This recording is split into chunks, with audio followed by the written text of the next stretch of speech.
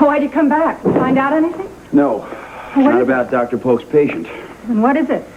Clint's been put in solitary confinement at the jail. Why? There was a fight in the gymnasium. Someone fingered Clint as having started it. Well, if he started it, he must have had a very good reason. They don't go on logic there, Vicki. They go on the rules. They can't have a guy wandering around who could start a riot. Oh, great. This is really great for the trial. First of all, Pete will establish his character. Then the prosecutor will talk about how he helped getting Bobby Blue out of the state and how he fights in jail. All right. That decides it. If I had any doubts before, I don't now. Doubts about what? Rafe, I'm going to tell the doctor and the world that I am indeed Nicole Smith. I thought you said you were going to do some constructive thinking. It's the only thing we can do, Rafe. Don't you want to get out of here? They'll keep you here forever. Listen to me so you can understand. Well, this better be good because it doesn't make any sense right now. All right, let's go back to the scenario that we kicked around and couldn't prove. The only scenario that does make sense. That a patient killed Dr. Polk. A patient that probably killed Laura Wallach. A patient that probably was playing I'll Be Seeing You when Nikki was in a sanitarium. Yeah, but all the patients have alibis. All the ones you checked.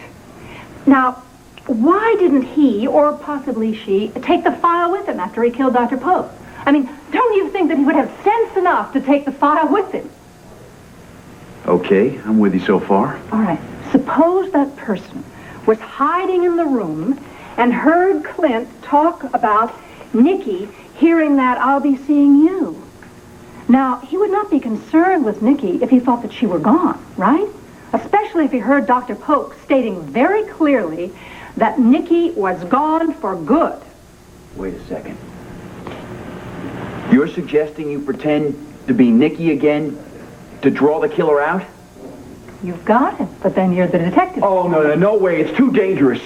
Look, the only thing that is dangerous is my being here and Clint being in prison for life. So you clear Clint by getting yourself killed? That's going to make it all better? It doesn't have to be that way. Yeah, but you don't know Nikki. You only know of her. Oh, good Lord. If that woman imitated me for years, I can certainly imitate her. Well, how? Did she keep diaries for you to read? Have you watched her on videotape? When Clint and I went away for a while, I asked him questions about Nikki. Well, the way she talked, walked, what she laughed at, what she cried at. I feel like I know her very well. Oh, Vicki, this still doesn't wash.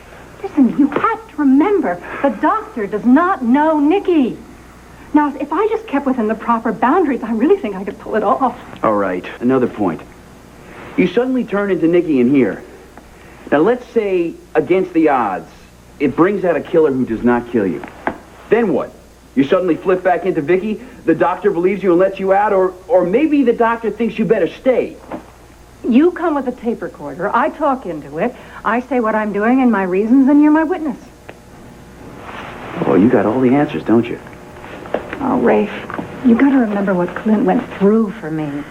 You realize the courage and determination it took for him to stick with and never give up. Frankly, I don't think I could have hung in there like he did. Very few people in the world could have done that.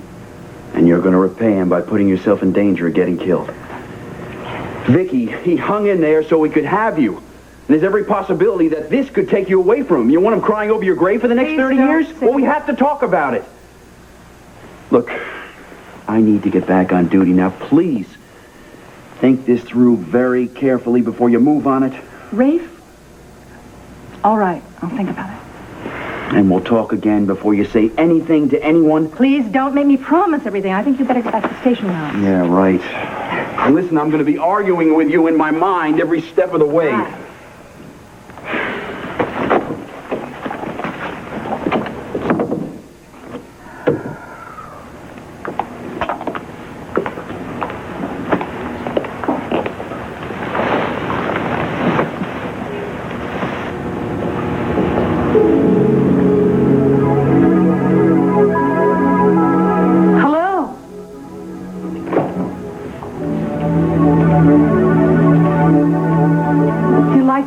Come in for a minute?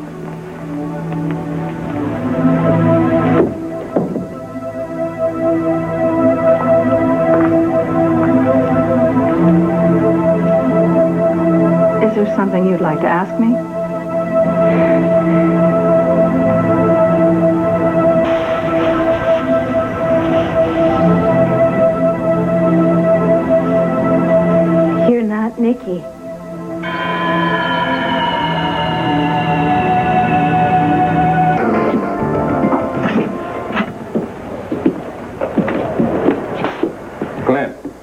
Hank, what the hell is going on here?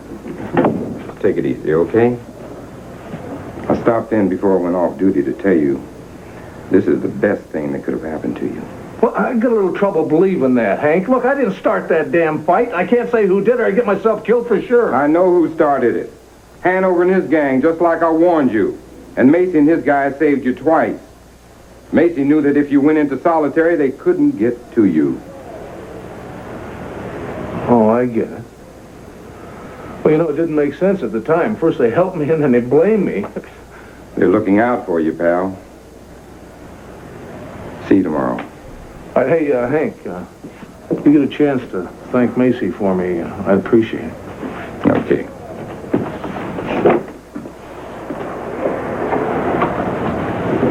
If it wasn't for Tina, I wouldn't be in here, and Vicki damn sure wouldn't be locked away in some sanitarium. Who are you? My name's Lita, and this is Lolly. Hello, Lita and Lolly. I know about you. I know they say you're Nicky Smith, but I know you're not.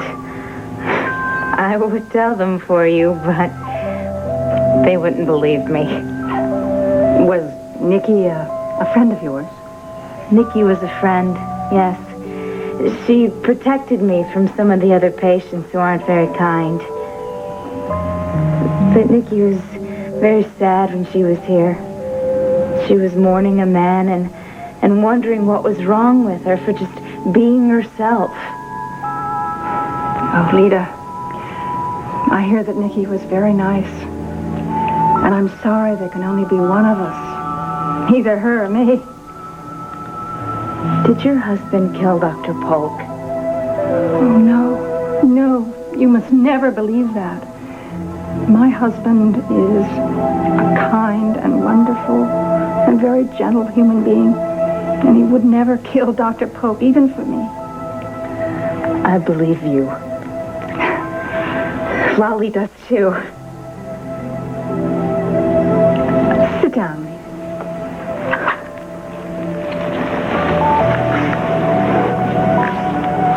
How long have you been here? I don't like to remember, but I can't forget either. I've been living here since January 2nd, 1981. I'm sorry. I'm sorry every day. Lita, when Nicky was still here, or even before, and certainly after, did you hear anyone playing the song, I'll Be Seeing You? I believe I know that song at all, Vicki. But you must. I'll be seeing you in all the old familiar places. Nothing? Maybe Nicky was mistaken. You don't hear someone playing that half the night? I'll be seeing you. They drug me at night. I don't hear anything.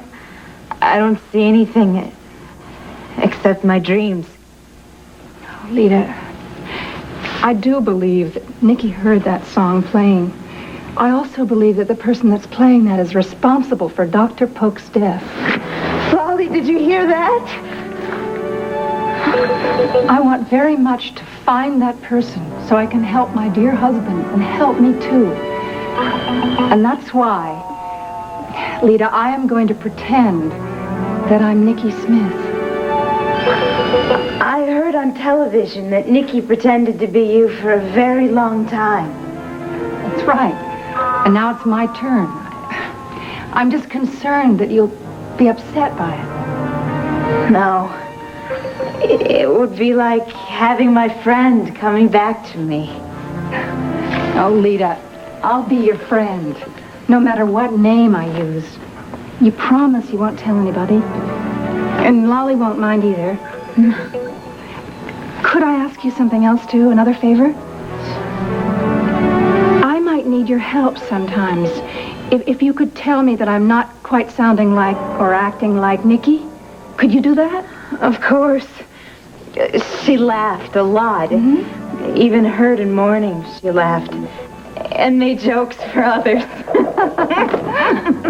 Rita, Hello, Dr. Spender. I was wondering where you were. Oh, I was visiting my friend, Dr. Spender. Well, it's time now for you to return to your room. I will. Bye, Nikki. Bye, kid. I'll see you later.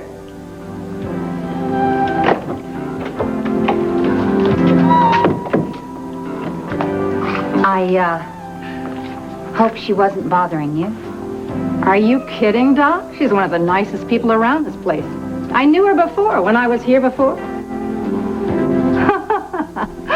Oh, Doc, you see the look on your face. What can I tell you? I guess Vicki was just a coward. Yeah, there's some things in life she just couldn't handle. So she just flew the coop and left me with the whole deal. Well, I have to finish making my rounds. But I'll be back later so we can talk about the change. Sure, Doc.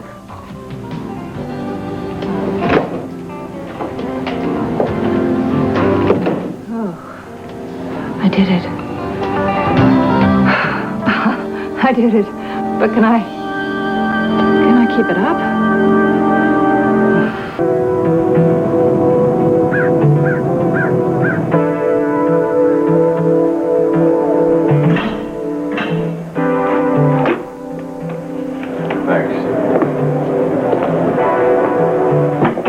Morning, Clint. You came over here to tell me that you found Dr. Polk's killer. We'll talk, otherwise I got nothing to say to you, Ed. Understand some of Bobby Blue's pals helped you out when the Hanover gang jumped you, Yeah. Can you beat that? Some friends stay your friends no matter what happens. Yeah. I guess when you think about it, solitary confinement's a good place for you. Safest place for you. Thanks for your concern. And I don't mean to make things rougher on you than they already are, but Ed, you can't make things rougher on me than they already are. I have some information about Vicki. What about Vicki? She called the Chronicle last night and told them she was Nicky Smith.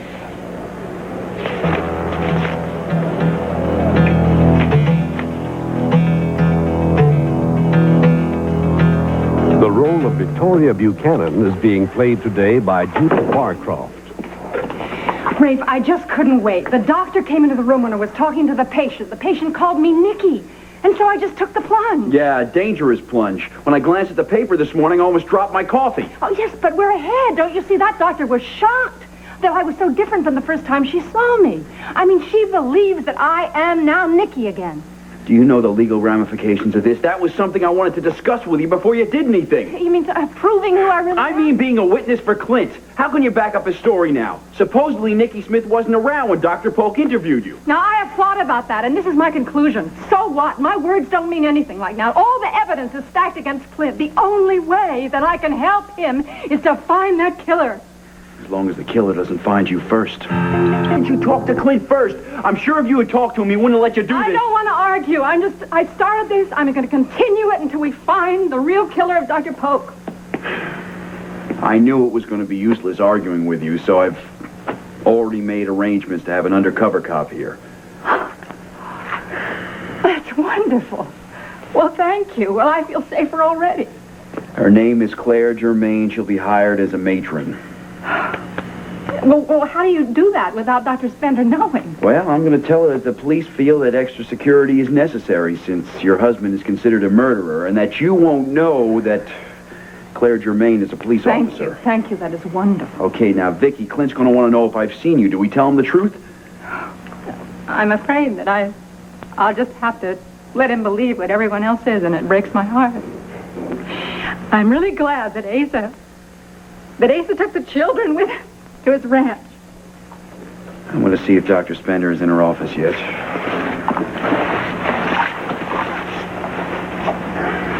You know, I feel nervous leaving you here even for a few minutes. If you're right, If Dr. Polk's killer is in this institution, he's probably got his eye on you already. I will be careful. I promise.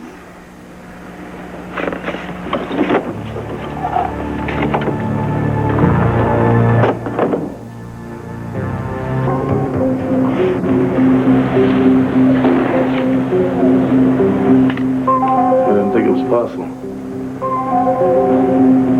I really thought I had seen the last of Nicky Smith weeks ago at the Waterside Inn. But damn it, I still believe that. Ed, you've got to help me.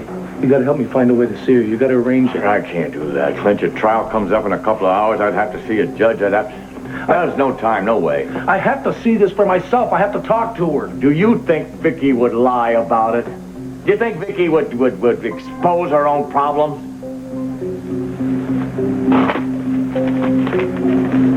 You know whose fault this is, don't you? Yours. You had her committed. I realize it says she turned into Nicky yesterday, and if that's really true, I'm sorry. But you're sorry. You're sorry. Thanks a bunch. You're sorry. So why didn't Dr. Polk see it, huh? I mean, maybe he did see she was Vicki. And maybe he thought that maybe some kind of trauma could flip her over into Nicky, that she needed treatment. No! That is not true. What? Why the hell should we deal with the truth? That went out the window a long time ago. Besides, you've got your cold-blooded killer. That's all you care about. Oh, come on, Clint. You know me better than that. No, I don't. No, I don't know better than that. Why don't you just get the hell out of here? I don't know why you came down here in the first place. Because I thought maybe you wanted to know about Vicki before the press sees you. Yeah. Well, you bringing that paper by here just really made my day.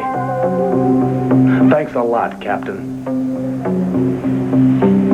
I'll see you in court.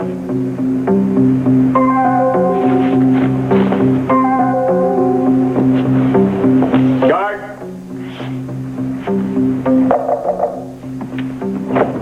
Okay, we're all set. Dr. Spender was glad to allow us an undercover policewoman. She said a lot of the patients here are very upset about Dr. Polk's murder, and well, she'd hate for there to be any kind of retaliation against her. Oh, good. Yes, that's great. Did she mention my reemergence as Nicky? No, I didn't ask her about that. Now, I called Claire Germain. She's on her way over. So we're the only 3 people that know the truth. Keep it that way, Vicki. There are 4 people. I already told the patient here. What? Now, wait, just before you explode. Now, she's a friend of Nicky's from before. Now, listen, she came in here. She studied me. She gave me some sort of a weird greeting that she and Nicky used to share. And then she announces, "You're not Nicky." Well, I had to tell her the truth. I also realized she could help me in this pretense. You told her you were going to I pretend? had to, Ray. I need somebody around here to tell me about the mannerisms and speech that Nicky uses. But what if this particular patient turns out to be the killer? No, absolutely not. Not. She's like 18, 20, but her emotional age is like 8. She's very, very vulnerable. Believe me, I think that life treated her very unkindly when she was a child, as she's still in her childhood, Lita. How do you know you can trust her to keep her mouth shut? Because she liked Nicky, and also because she believes that Clint did not kill her favorite doctor. You're putting an awful lot of trust and instinct. Did you ask her about the song? Yes, she says that they drug her to sleep at night. She has never heard I'll Be Seeing You playing. Neither have I yet.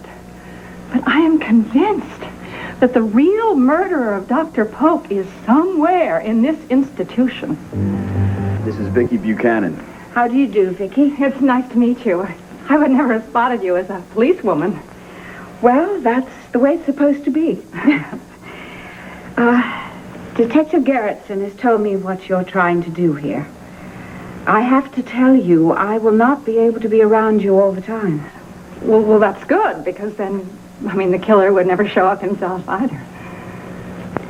Now, I understand you two think that the killer plays a certain song a lot. I'll Be Seeing You. Frank Sinatra sings it. Well, in my capacity as matron, I'll be tending to a lot of patients. I'll try and see if I can find a tape. Good. I'd give anything if you could spot the patient we're after before he makes any kind of a move. I'd be a little grateful, too. Well, the supervisor is expecting me to be shown around. Needless to say, when we're introduced, we've just met. Fine, fine. Good luck, Claire, and remember, this is a precious person here. Yes, I remember.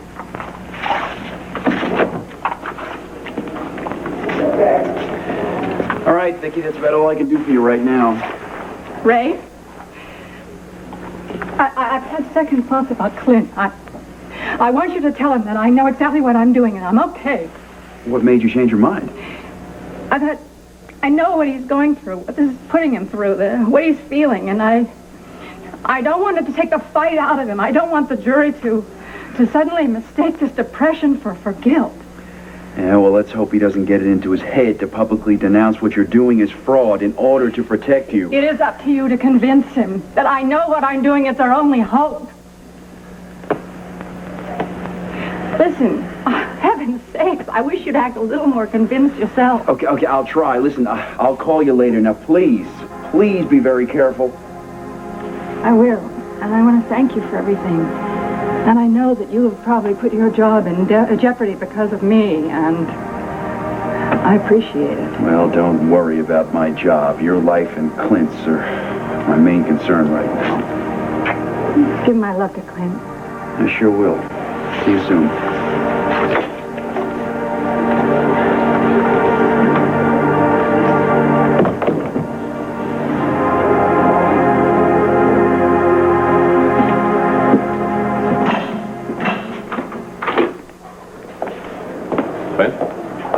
Pete. Hear about Vicki? Yeah, I turned the radio on in my car. I was in shock. I can't imagine how you must have. Yeah. I didn't think this nightmare could get any worse, but wrong again, right? Ed Hall stopped by. He wanted to make me aware of this, so some reporter wouldn't surprise me with it when I go to court this morning. Wasn't that nice of the good captain? Yeah, look, I'm sorry. You know, if it's any consolation, at least she's getting help. Help? Oh, she's getting help, all right. She's getting so much help, they turned her right back into Nicky Smith. Well, you know, I'm sorry, but one good thing about it is it will help the defense. Also make Tina look more ludicrous than she is. Tina? Tina will just come up with another story, Pete. Like Nicky Smith just stopped pretending, that's all. Any truth in that, maybe? Oh, wait a minute. I know my wife, Pete. She was Vicki Buchanan. I would have bet anything that Nicky Smith was gone forever. Okay, I'll buy it. Now, look, we got to get over to the court pretty soon, so let's go over some facts.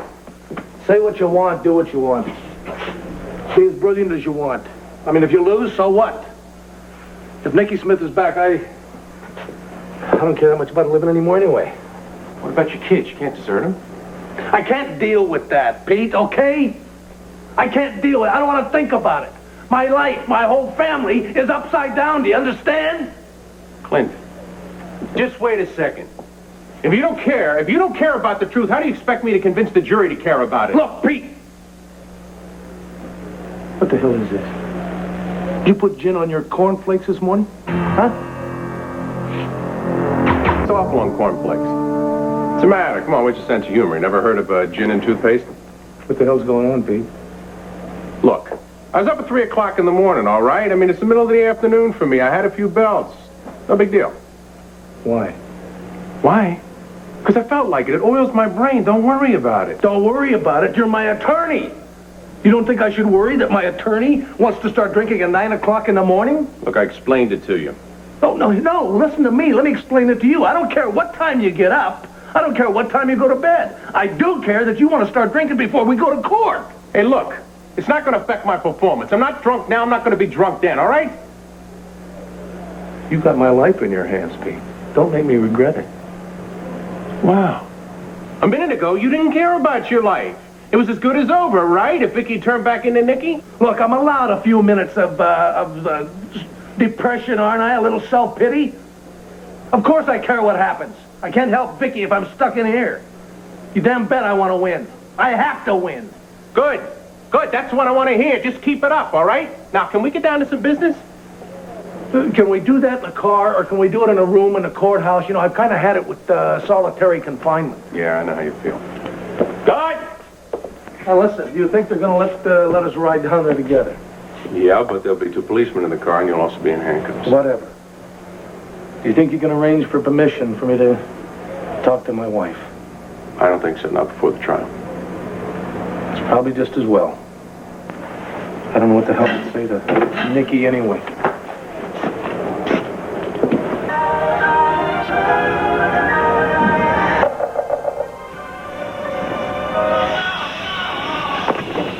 Yeah, come in. The sofa not ready.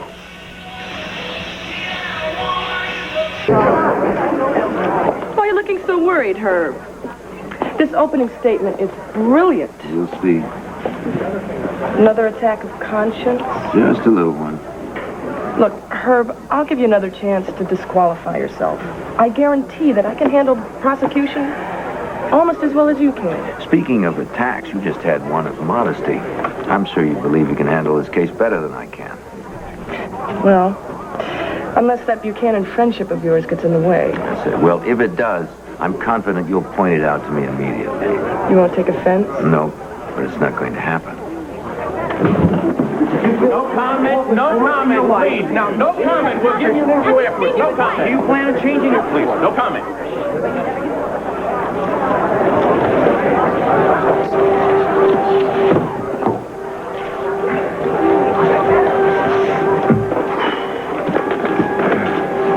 Look, do me a favor. No matter what happens, don't lose your temper, okay?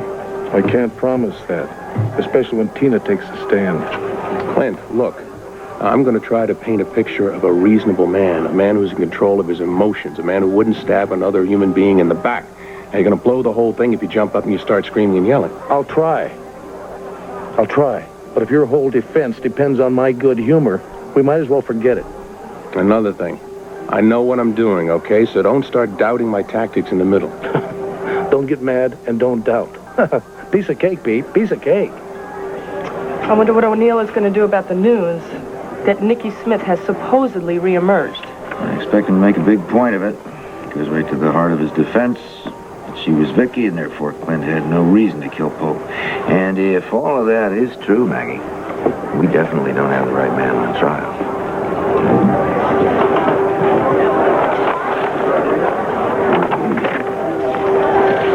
Morning, Herb. Maggie. Ray. I'd like to talk to Clint a moment. Any objections? Due to your ongoing investigation? Due to the fact I'm his cousin. I just saw his wife, and I'd like the guy to know how she's doing. Yes, fine by me. Go ahead. There's many friends and relatives connected to this case. I'm amazed that Buchanan ever got arrested. Pete, Clint. Right? Pete, I'd like a word alone with Clint, if that's okay. Have you seen Vicki? Wait a minute. Is there anything I can't hear? It's personal. Pete, it's no big deal, okay? Sure.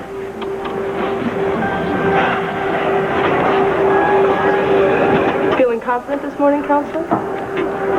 Yes, as a matter of fact, I am. It's truth on my side. I've spent a lot of time with Vicki the last few days. I have a message from her. You mean Nikki, don't you? No, Clint. I mean Vicki. Hello there. You here to spring me? I'm sorry. I wish I had that power. Too bad. So, how are you doing, Nikki? What can I say? I don't like it here, but nothing I can do about it. What do you do in this place? Well, I'm a new nurse's aide. I'm just going from room to room introducing myself. Bet you heard a lot about me, huh? Yeah, you are kind of famous. I was just listening to the radio, hoping to hear something about Clint's trial. Haven't heard anything yet, though. Did he do it? Well, how would I know? I mean, Nikki Smith wasn't around then, right? Oh, yeah, right. Besides, from what I know of him, I don't think so. He's too nice a guy. Well, I'll be seeing you later, and if I find out anything more about that trial, I will let you know. Thanks. I appreciate it.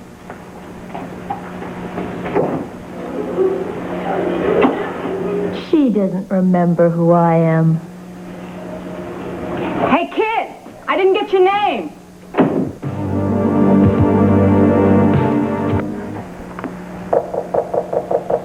Hi, Lita. Come on in. I was going to look for you. Come sit down. But I was afraid that I might run into somebody who knew Nikki. Do you want to walk around together? I'll try and remember some of the patients that are here when Nicky was here. Well, I was a little more concerned about the staff.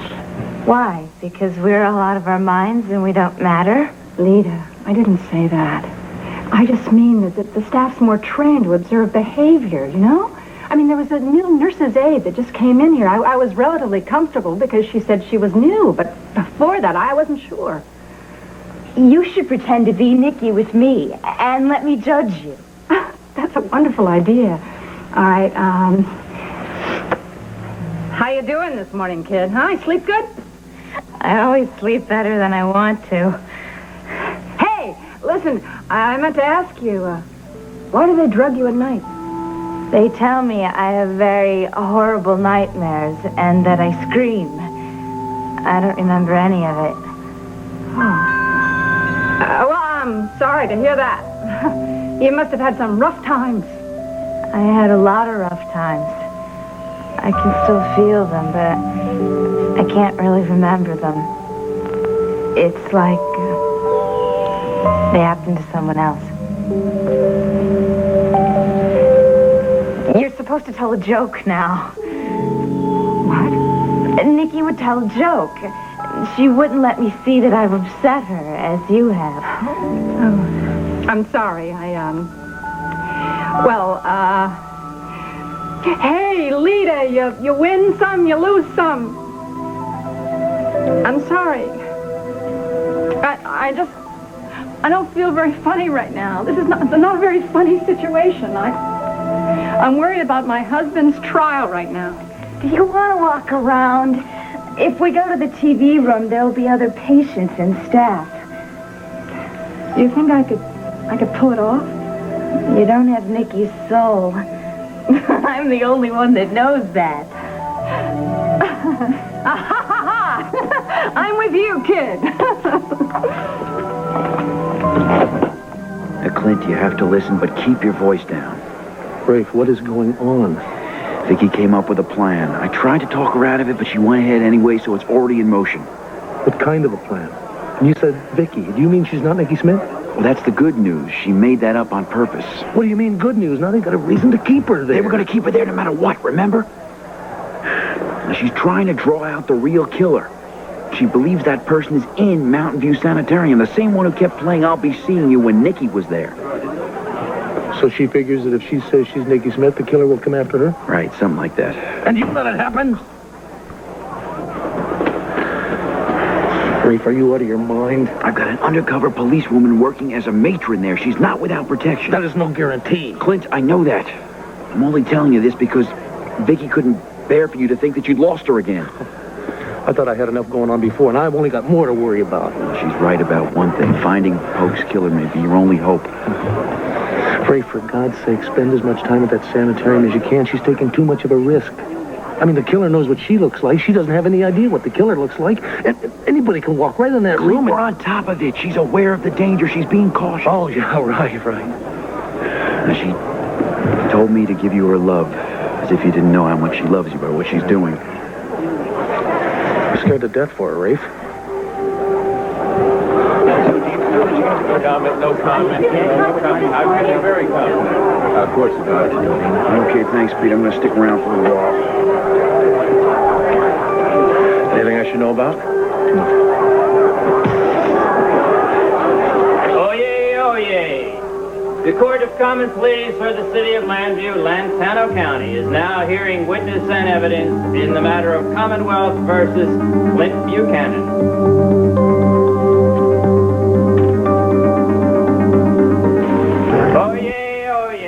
Court of Common Pleas for the City of Llanview, Lantano County, is now hearing evidence and testimony in the matter of Commonwealth versus Clint Buchanan. The Honorable Judge Robert Franklin presiding. Court of Common Pleas, please be seated.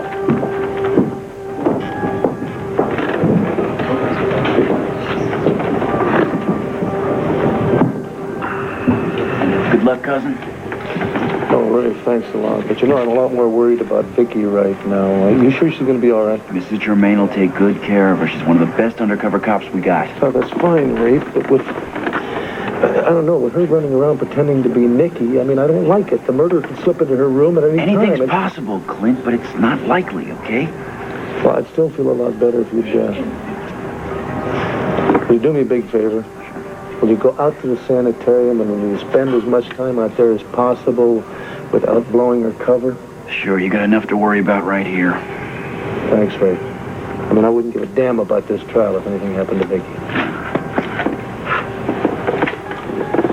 Mr. Callison, you may begin your opening statement.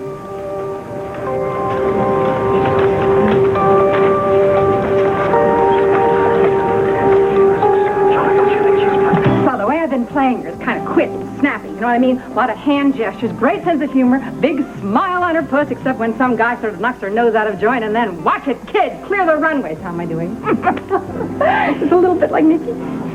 Like I said, you don't have her soul, but otherwise, it's perfect. I don't know what I'd do without you, Lita. I could never pull it off otherwise. You're my friend now, just like Nikki was. And I promise I'll stand by you no matter what. But please, be careful. I will. You're my friend, too. Excuse me. Are you up for a visitor? It depends. I might need some time to prepare. Prepare for what? What the heck are you doing here? Well, I have something to settle with you. In private. Sure, I want to talk to you. Well, you're not afraid of me, are you? Might be a waste of time. What can you tell me I don't know already? Well, do you want to find out or not? I'll be outside if you need me.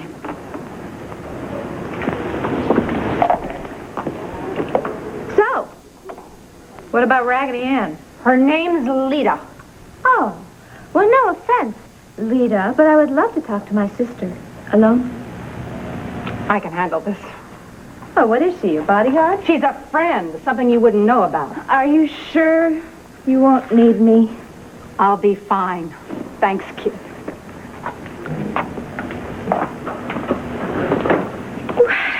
Well, I guess you don't have such a bad life here. It's not a bad room. You have a very interesting friend. Okay, say what you want to say, and then you can leave.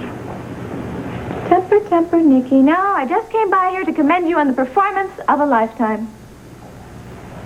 Performance? Well, yes, but then why shouldn't it be good? After all, you've had plenty of experience. Oh, come on, Tina. Stop beating around the bush. Say what you want to say. Spill it. Look, I am on to you, sister dear. Oh, you are Nikki right now, aren't you? I mean, it gets very confusing, even though I am the only person outside of Clint in the whole wide world who knows that you have been Nikki all along. What kind of ball are you pulling, Tina? Oh, save it, Nikki, will you? I've been on to you since the first day. We were the ones who played those little games, remember? I know exactly how your tiny little mind works. Oh, no, you're the one with the real whiz, dear. I mean, you really make good sense. You know, you locked up Vicki. You know, I should really thank you for that. You know, if you didn't do that, I probably wouldn't come back. From where? You didn't go anywhere, Nikki. I am on to your charade. You mean you think that I faked Vicki, then pretended to come back as me? I mean, and they say I'm crackers? No, you're very clever. In fact, I might even say brilliant, you see, because now you can say that you were never even in Dr. Polk's office when he was murdered. In fact, since you've been Vicki all along, there's absolutely no reason why he would have signed the commitment papers. Well, I never even thought of that. Yeah. You know, let's face it, Nikki, you have played a very big game here. You blew it. You did, but you deserve an A for effort. Boy, you're really out to get me and Clint, aren't you?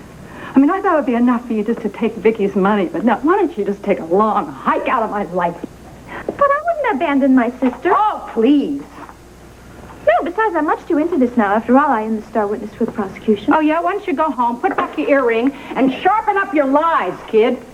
No, you're the one who ought to start telling the truth for a change. You know what the first thing that I remembered after I woke up in this joint? Seeing you in bed with Clint. Oh, come on, Nikki. No, baby, it's the truth.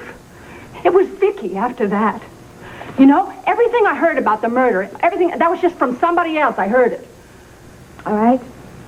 If you want to go on just living this lie, that's fine, if that makes you happy. But, you know, you are really only hurting yourself. I haven't done any of this. It has been you. You, all the way, kid. You with your lust for the almighty buck. And it's because of you. You're the reason that I'm locked up here. You're the reason that Clint is on trial for a murder he did not commit. When do you call it quits, Tina? When do you say enough? It makes me sick just to look at you. Get out! Fine. If that's the way you want it, but I still haven't told you the real reason why I'm here. Look, Vicki, I know you are frustrated. I understand your anger. I know what you're going through right now, okay? That's why I'm here.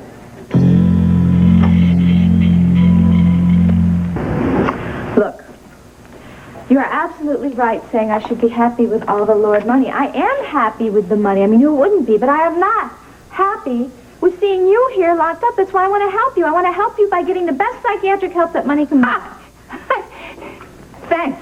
I really think I'll pass. I don't want you wasting all the Lord fortune on me when you work so hard to steal it for yourself. I just don't get it. I don't know why everybody seems to think I'm this big money grabber, because I am not. In fact, you know what I'm going to do with my money? I am going to do something that is going to be very good for this whole community. Take a one-way ticket out of town. Very funny. No. I am going to carry on the Lord family tradition. I am going to donate a lot of money to charitable institutions and to places of learning and medical research. In fact, I don't have to do that, because I'm doing it because I care. Oh, and that'll be very helpful, and it'll help you mingle with all the bigwigs, won't it? What, you think I am trying to buy respectability? Oh, you couldn't do that, sweetheart. Well, what would you do with all the money, huh? Spend it on a real hot night at Elmo's? Maybe. Look, I didn't angle to get the money here. I got this fair and square because of your illness, and that's exactly what I want to help you. And I'm going to keep on helping you no matter what, because eventually you are going to get out of this place. And then I am hoping that you and I can finally become real sisters. How can you stand there and spout all this stuff about sisterhood and charity when Clint is on trial for his life, and if he's condemned for murder, it is all your fault, baby. Look, I know how much you love him. And I really wish there was more I could do, but... Don't you think you've done enough? You would hang your own grandmother just to keep a grip on the Lord's fortune. Look, I am not the one that stabbed Dr. Polk in the back, huh? And I'm going to tell that jury the truth, which is that I didn't start all this. No, you know who started this whole thing? It was you and Clint. You started it by trying to pretend that you're Vicki all along, huh? So you wouldn't have to be put in this institution, so you could run away and have your nice little affair. You're going to tell the jury that Clint and I had an affair? I am going to tell the jury the truth as I see it. Boy, you really have to get both of us, aren't you? You think I feel good that my testimony is going to help convict him? No, I don't, but it doesn't even matter what my testimony is. The evidence is overwhelming. Look, maybe even once he hears me, maybe it'll help. Help? Help? Well, sure, he'll hear me and he'll realize how silly it is to go on lying, and he'll confess. Tina, he has not done anything. Vicki, if he confesses, maybe the judge will decide to go with leniency. Tina, you just get out of here. You get out of here in your own steam before I throw you out, okay? And take your coat, your earrings, your purse, and out. Fine, I will go, but you know what? You were going to look back on this, and you were going to realize that I tried to do all this to help you. And then, sister, you are going to thank me. Ow! Oh! Before we are through here, ladies and gentlemen of the jury, I will show you that this was not the premeditated act of a vicious and cold-hearted killer. It was instead an act of sudden and unexpected violence committed by a man in the grip of overwhelming passion. A man whose fingerprints alone were found on the murder weapon.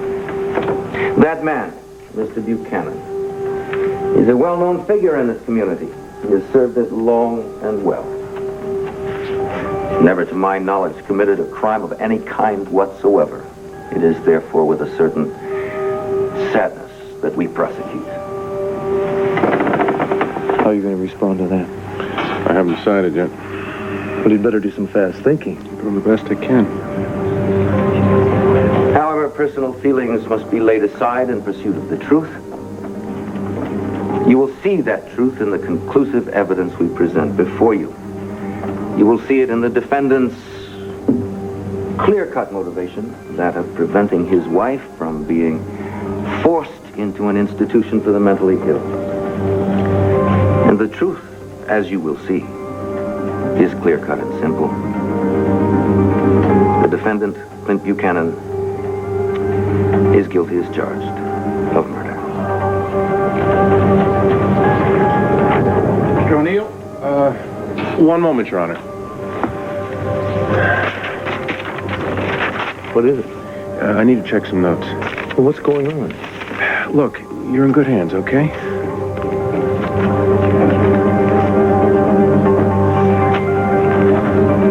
Claims only to want the truth here. Now, I think that's very admirable, ladies and gentlemen, don't you?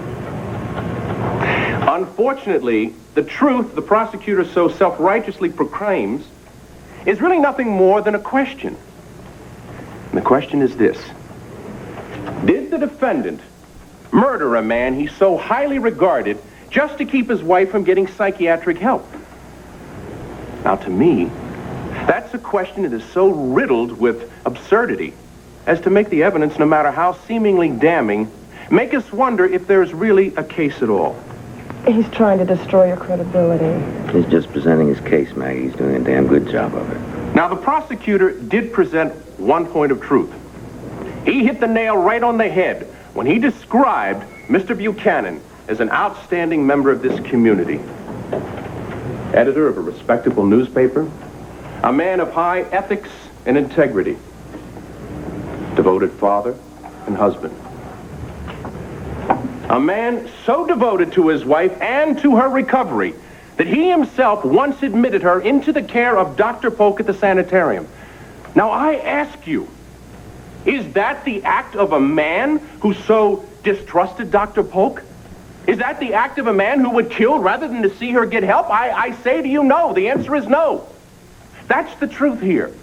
That's the truth that you will discover in this trial, and the truth that will lead you to the only possible verdict. Not guilty.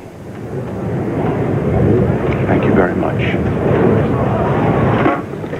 Looks like this is going to be a lot tougher than we thought. Yeah, I wish I could believe his argument myself.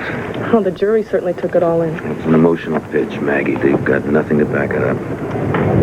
All right, Mr. Callison, you may call your first witness. Thank you, Your Honor.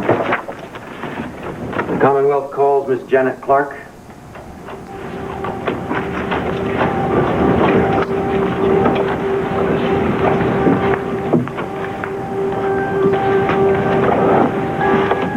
State your full name for the court, please. Janet Marie Clark. And place your right hand on the Bible. Do you swear to tell the truth, the whole truth, and nothing but the truth to help you God? I do. Be seated.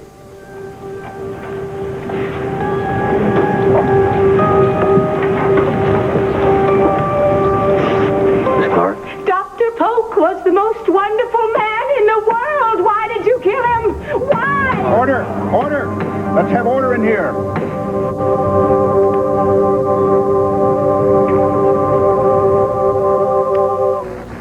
Order here. I want order. Order! Your Honor, I move that Miss Clark's statement be stricken from the record. Order. Miss Clark, you will refrain from further outbursts and gratuitous statements? Yes, Your Honor, I'm sorry. Are you capable of continuing here? Yes, I'll be fine. It's just that the events have been traumatic. I understand. But hereafter, you will please speak only when asked direct questions. Yes, sir. Counselor. Thank you, Your Honor. Miss Clark, you had worked with Dr. Polk for quite some time, hadn't you? Yes. Would you tell the court exactly how long and in what capacity? I was his secretary for 7 years. Fine. Now, were you in his office on the day that he was murdered? Yes. I was in the anteroom, which is the room just outside the office, where I work. I wasn't there when the actual murder occurred. Where were you? I was out doing errands. All right. Would you tell the court who was there at the time you left? Vicki Buchanan was in the office with Dr. Polk, and Clint Buchanan was in the anteroom waiting. Were there any other visitors that you were aware of? No. Dr. Polk had cleared his calendar because he knew it was going to be a long session with Mrs. Buchanan. Did Mr. Buchanan use the telephone? Yes. I'd forgotten my gloves, so I came back to the anteroom to get them, and I saw Mr. Buchanan on the phone. Did you overhear any part of the conversation? Yes. I couldn't help it. Did you feel that the defendant incriminated himself in any way? Objection, Your Honor. I will rephrase, Your Honor. Miss Clark, would you please tell us in your own words exactly what you heard the defendant say? Well, I don't have to use my own words because I remember what he said completely. He was talking about his wife. And he said, I hope I don't have to take her out of here by force.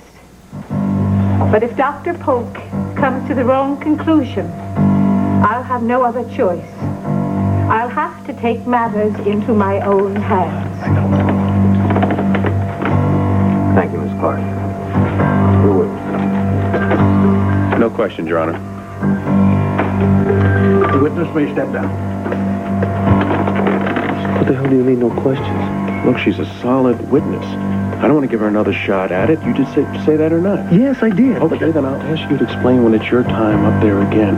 But look, I don't want her to repeat it. It was damning enough the first time.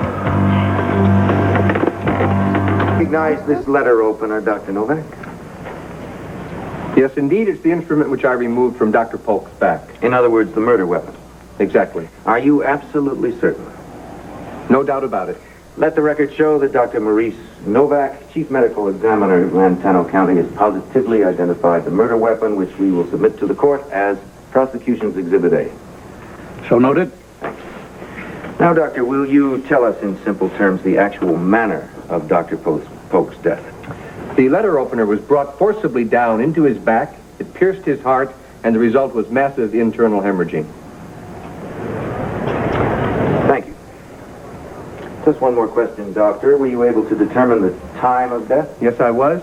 It occurred sometime between the hours of 11 a.m. and 12 noon. In other words, the time of death coincides with the time Mr. Buchanan and his wife were known to be in Dr. Polk's office. Thank you, Doctor. Your witness. No questions, Your Honor. The witness may step down.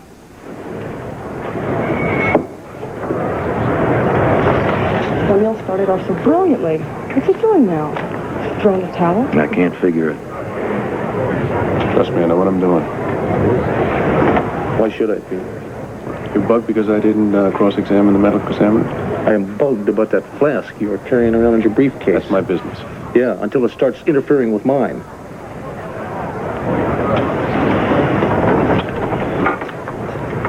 The Commonwealth calls Miss Tina Lord.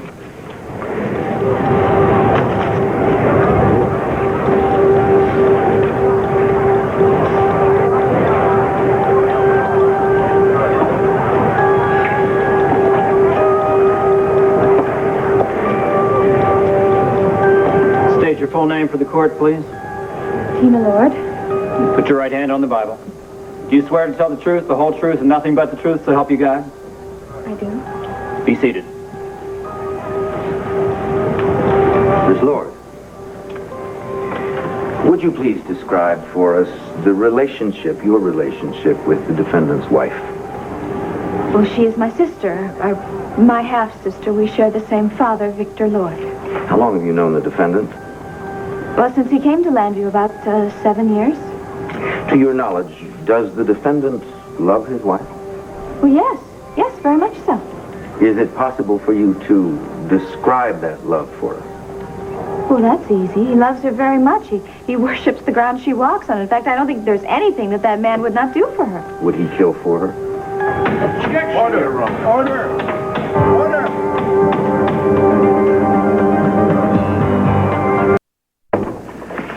All right. Sorry I couldn't get here sooner. I had some police business. I didn't expect you back. Well, Clint asked me to keep an eye on you. How's Clint? Did you tell him what I'm doing? Yeah, he's nervous. He's kind of down, and, well, he's doing the best he can. What about the trial? Well, I left just as it started. Now, did anything at all happen around here? Oh, pretty quiet, except for a big run-in with Tina just now. What does she want? Oh, I'm not sure. Well, did she have any suspicion that you're really Vicki? No, as a matter of fact, she said she was convinced I was never Vicki, that I was just faking it in order to support Clint's story. Oh, then she said she wanted to support me and help me. I almost got sick at my stomach. She is something else, boy. I just heard on the car radio that she's taking the stand. You hear anything about a testimony? No, nothing yet. I don't know. I think she's doing everything she can to destroy Clint and me. Well, maybe she'll surprise you. You know, she's already got everything she wants. No. No, she's really out for blood now. She's doing everything possible to get her dirty little paws on everything I own, even if it means Clint. Darn it all! Why can't she have a little heart? I mean, a little faith that he's innocent. She knows he's innocent. You know Tina, though. She can't see past her own selfishness. Well, suppose I behaved like that in her trial. I mean, certainly the evidence was just as strong against her as it is against Clint. I mean, everyone thought that she killed that poor Harry O'Neill. Everyone. Everyone but you. And I certainly had reason to want her punished. She really wrecked my life. She made me turn back into Nicky again. I did it for her, in spite of all the destructiveness and the cunning and the viciousness. I never believed that she was capable of murder. I had a little faith in her.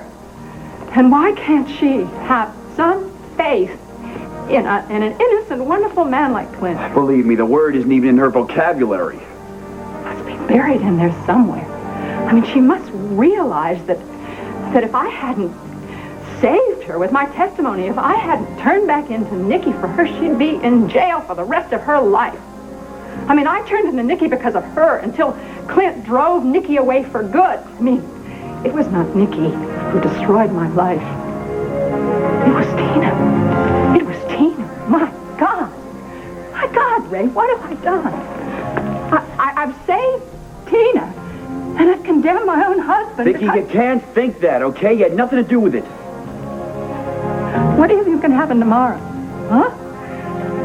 You think she's going to have some compassion or some mercy?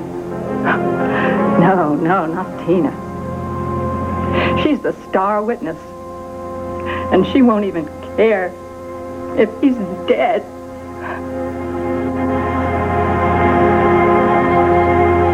Order! Order! I will have order, or this room will be cleared. Mr. O'Neill, your objection is sustained. Mr. Callison, I order that your question be stricken from the record, and I will thank you to stop leading your witnesses. Yes, Your Honor. Oh, it's about time. I thought you'd gone to sleep on me. Patience. Yeah. Miss Lord, let us go back some days before the murder. Do you remember receiving a telephone call from the defendant while he was at the Waterside Inn? Yes, he asked me to join him there. Why was that? He knew I was fond of him. How fond? I guess you could say that I loved him. Although I had finally accepted the fact that it was impossible between us, at least until that night. Tell us what he said to you. He said that he had finally reached the conclusion that everything, it was impossible with Nicky there. I mean, and that Vicki was never going to come back. And then he said that he was totally wrong about me, that I was the only one that ever understood him, and then he asked me to join him there as soon as I possibly could. And did you, in fact, join him at the Waterside Inn? Yes. Tell us what happened. Well, I met him in the lobby. And at first, of course, I was very skeptical. But then he seemed so sincere, and he told me that I was the only one that understood him, and then he begged me to go up to his room so we could talk. Did you go to his room? Yes, I did. It was the biggest mistake of my life. At first, everything seemed fine, but then before I knew it, the man was all over me. Oh, well, what do you know, huh? So, Clint Buchanan, the last of the Texas gentlemen, is a bit of a cowboy underneath it all, huh? Just do what I tell you. Fine, I didn't know what you wanted, that's all. I mean, if you want to just stand there and watch, then that's fine. Is that what you want? Faster. Clint, really, I'm not some kind of dance hall girl here. Damn it, don't argue with me. Just do it. Faster, I said. Clint, what are you doing? Tina. Look. From now on, I want you to do what I tell you to do when I tell you to do it.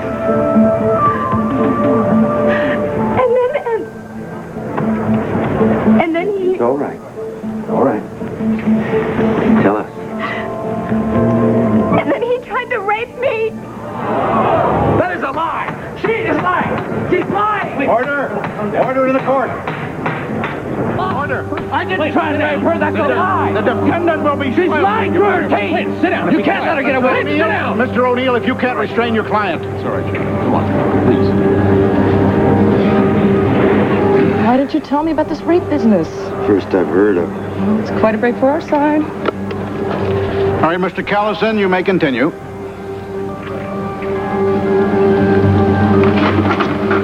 Miss Lord, you say the defendant lured you to the Waterside Inn, that he then attempted to rape you. Were his motives purely sexual? Well, at first that's what I thought, but then I realized he had a whole other reason. He wanted us to be discovered by my sister. Who was Nicole Smith at that time? Yes. Yes, you see, Clint thought that if she saw us in a compromising position, that it would bring Vicki back. You're sure that's what Mr. Buchanan thought? Yes. Some would call that conjecture. Aren't you going to object? Very well. Miss Lord, let's go back to the moment when Nicole Smith discovered you and the defendant in bed. Well, at least Nikki Smith isn't entirely alone. Were you talking about that undercover policewoman I've got watching her? I was really thinking more about Lita. Lita? That strange woman who carries a doll around with her? She's strange, but she's very sweet and childlike, and she's really proved invaluable. How? Well, in the lounge last night, a woman came up to me, a patient, and started talking to me like I was one of her best friends. A friend of Nikki's. Yes. So what'd you do? Well, I just stood there. I mean, I didn't know what her name was or what I was supposed to remember or anything. That's where Lita came in. She whispered the woman's name in my ear, and she started talking about old times, and if it wasn't for her, I couldn't have pulled it off. Vicki, I wouldn't put too much trust in someone like that. Why? Because she has a hard time handling the real world? Rafe, when the real world chooses to try my husband for a murder he did not commit, I have a hard time handling it, too. Come in.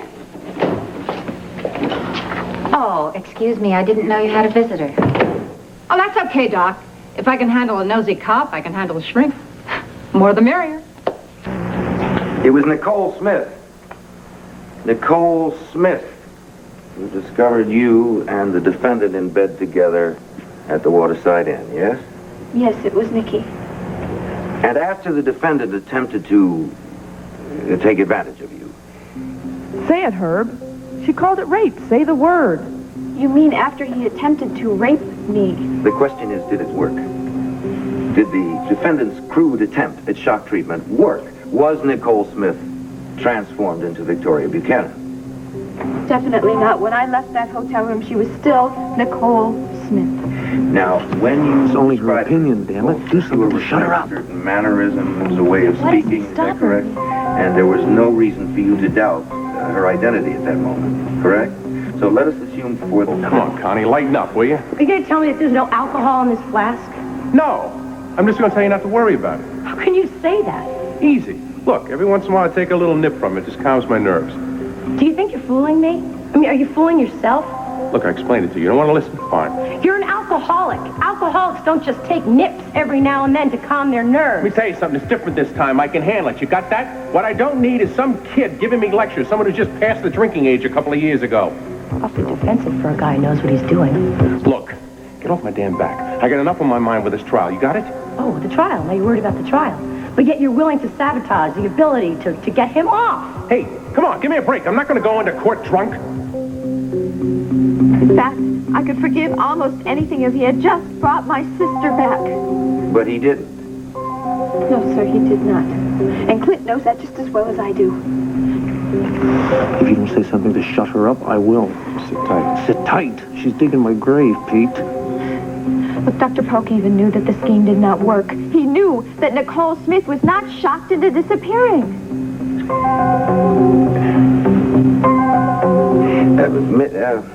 Miss Lord, how can you be so sure? Because he signed the commitment papers, didn't he? He knew that Nicole Smith is alive and well, despite what some people might want. Thank you, Miss Lord. Your witness.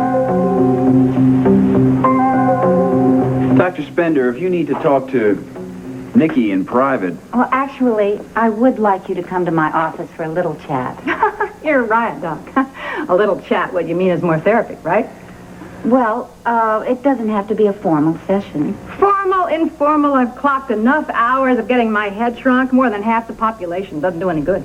The results of therapy are not immediately recognizable. Oh, boy, yeah, you can say that for sure. You know what happened the last time I came here? They said I was cured. They said the host personality has reasserted itself. Do you like the lingo?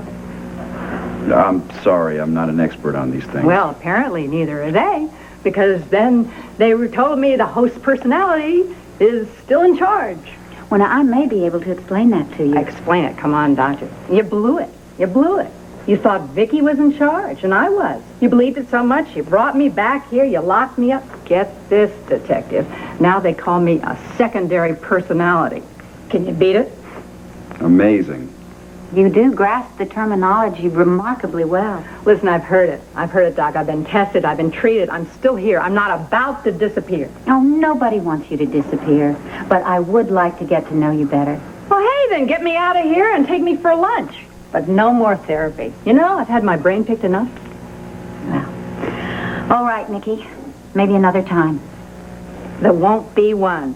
You're wasting your time, Doc. We'll see. Detective Garrison? Doctor?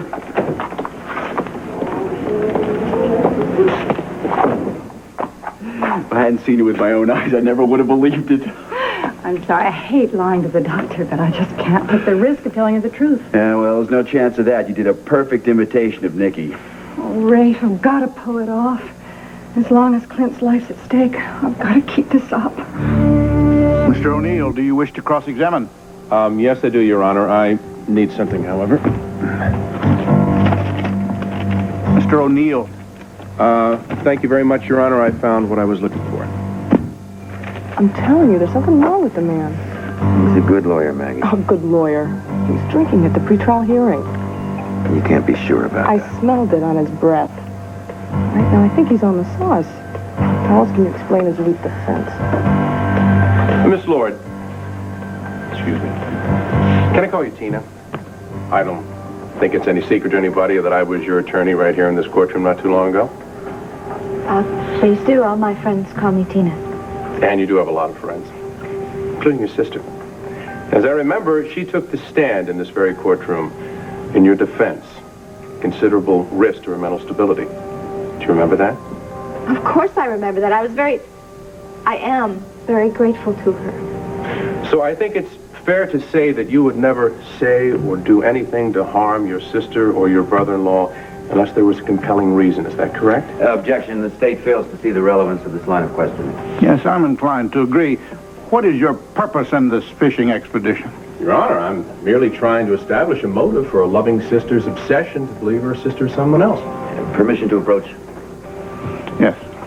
Your Honor, Dr. Marcus Polk signed Victoria Buchanan's commitment papers. If he believed her to be Nicole Smith, why is counsel challenging the motives of the state's witness? I'm merely asking for fair play. How? By speculation of a witness's integrity? Now look, you allowed this witness to ramble on about my client's attempted alleged rape. I'm merely asking for the same courtesy. Well, it was your choice to let me. I'm forced to agree with Mr. O'Neill. Prosecution allowed speculation of this witness. I will allow the defense the same prerogative within reason. Thank you, Your Honor. I'll try not to waste the court's time. Well, the court seriously doubts if you've been wasting any time. Thank you, Mr. Callison. You may proceed, Mr. O'Neill. Thank you, Your Honor. And Tina, we were talking about your motive for being here. Now, you weren't subpoenaed, were you? No. So you are a willing witness for the prosecution. Well, I guess you could say that. So, you've come here willingly to see your brother-in-law sent to prison and your sister locked up and remaining in a mental institution. No!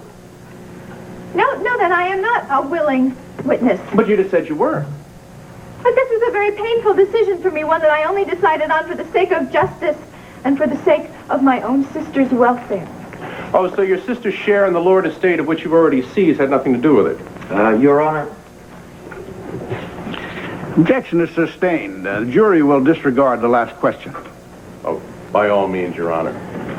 So, Tina, you did that for purely altruistic reasons. As a matter of fact, your reason for doing everything is for the good of those you love. Is that correct? Of course it is, even if they don't understand it. So, when you drove out to the Waterside Inn on the day of my client's alleged rape, you did that for the good of those you love. Is that correct? What do you mean? Well, I mean, he didn't force you to go, did he? But he said he needed me. And you had no doubt what he needed you for? Objection. Overruled. But, look, he said that he really wanted to see me and that he was all finished with Nicky and that he only wanted me. Mm-hmm. And you wanted him. That's what I thought. So, when you left the lobby to go up to what you supposed was his room, did he put a gun to your head? No. Did he knock you down? No, he was very As a matter of fact, did he force you to do anything in that room that you didn't want to do? Yes, he did. He used me, and he did it just to bring Vicki back. So you hated him for that? Yes. You hated Clint Buchanan for trying to return your sister to her rightful personality? Yes, I did.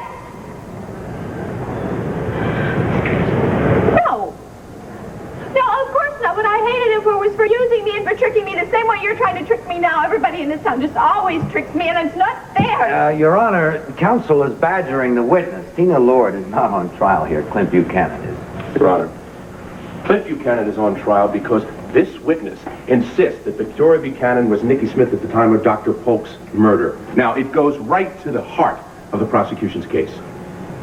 Just make your point, Mr. O'Neill. Thank you. My point is that the jury is being asked to accept her as a credible witness. The evidence says otherwise. What evidence? Defense has yet to provide one shred of evidence to discredit this witness. If the prosecution insists, I'll be happy to comply, Your Honor. You're skating on very thin ice here. I suggest that you proceed with caution. Yes, Your Honor.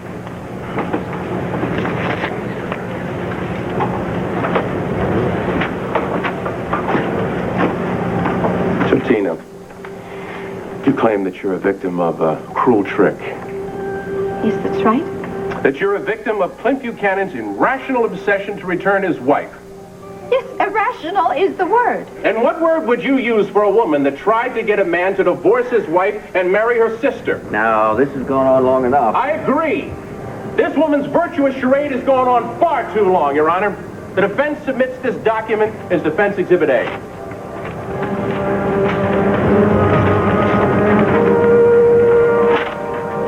Have you ever seen this document, Tina? Do you know what it is? I don't know. It looks like a doctor's report. Very good. It's a doctor's report confirming a woman's pregnancy. Only it's a falsified report, Tina.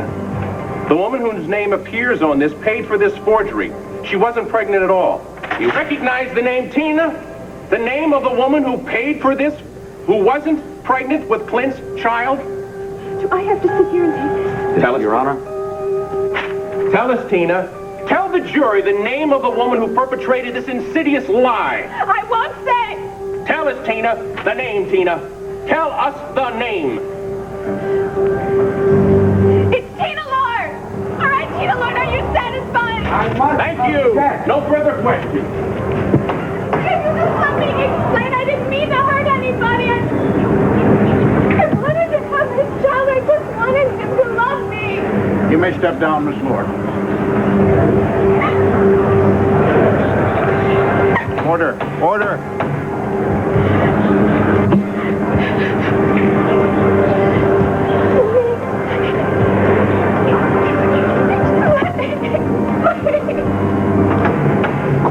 recess until after lunch. All rise.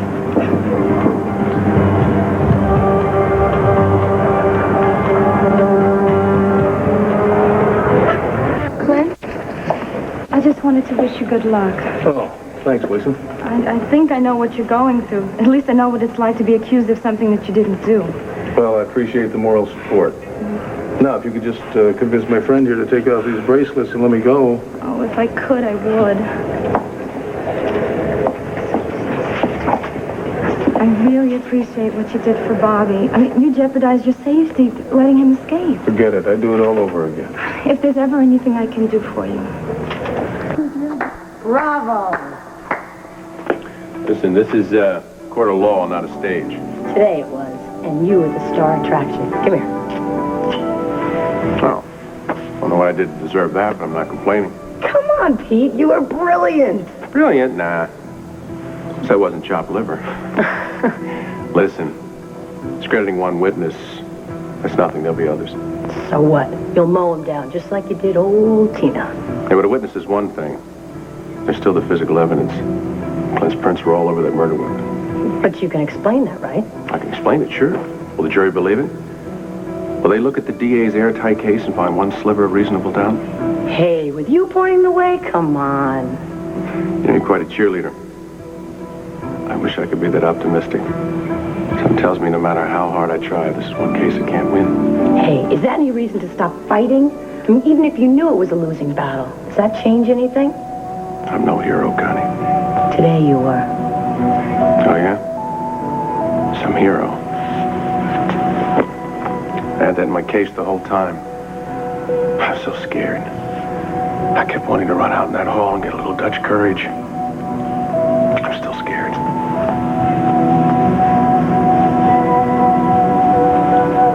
Thank you. Do me a favor, get rid of this for me.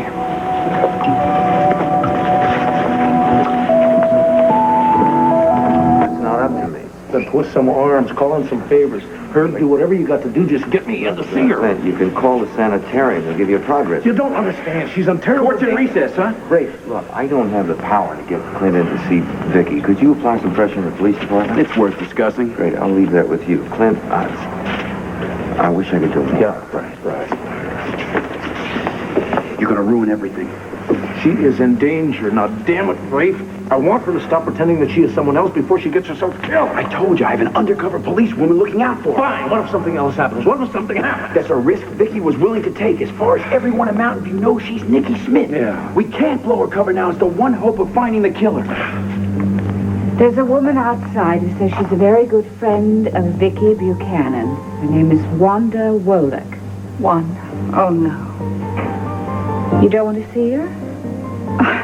No, it's not that. It's just that she's a really good friend of mine, and I'm dreading having to fool her now. Oh, well, Dr. Spender is okay to visit, and she seems very determined to see you. So, if you postpone it... You're right. I'll just have to do it tomorrow. Please, go ahead. Send her in.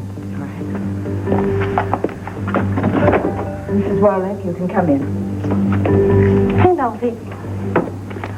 Hello, Nikki. Well, Wanda, honey, nice to see you. Welcome to my happy home. Let's sit down or something. You know, it makes me nervous, people standing all around. I'm the informal type. Well, we've always had that in common. Yeah, that and Vicki. It's funny. It's funny, you know. You and Vicki always been so tight.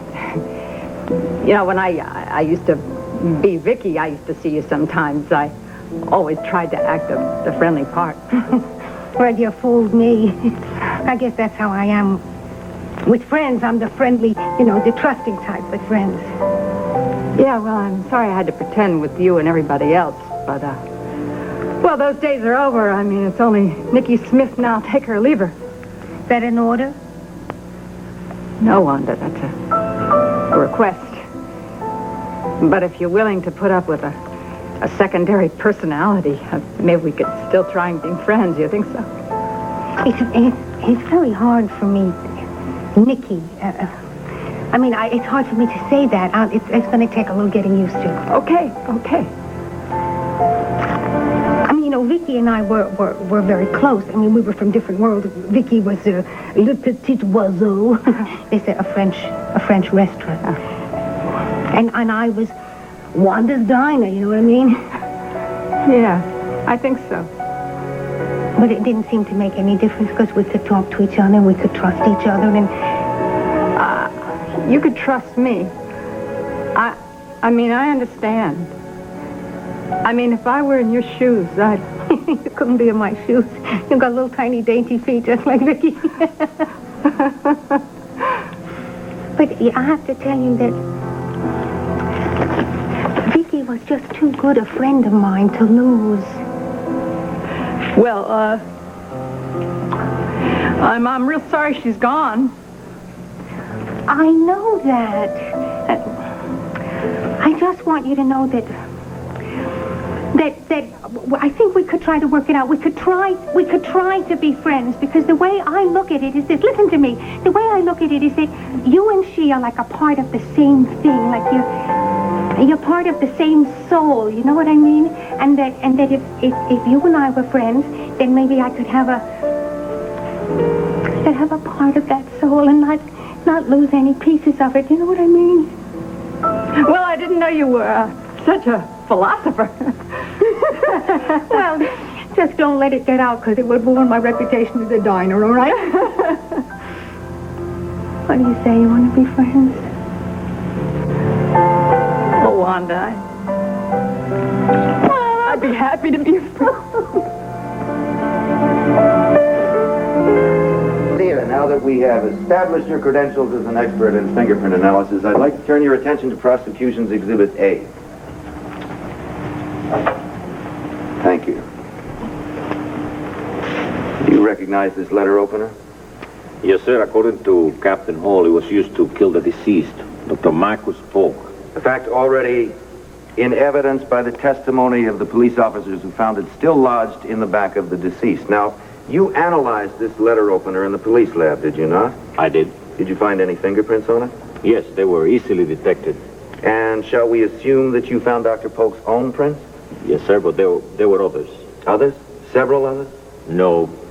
There were other prints belonging to only one other person. Could you tell us who that other person is? Yes, sir, he's sitting right there. Defendant, Mr. Buchanan. Thank you, Mr. Garcia. No further questions? Your witness, Mr. O'Neill. No questions, Your Honor.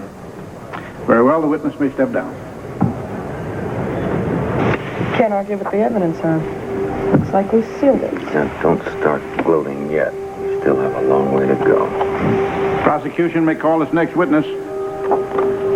Your Honor, we feel that the evidence and testimony as presented are conclusive. The prosecution rests.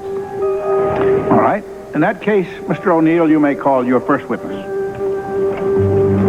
Thank you, Your Honor. The defense calls Clint Buchanan.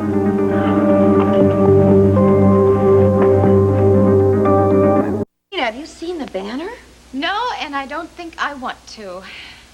I mean, what is all this about falsifying a pregnancy test?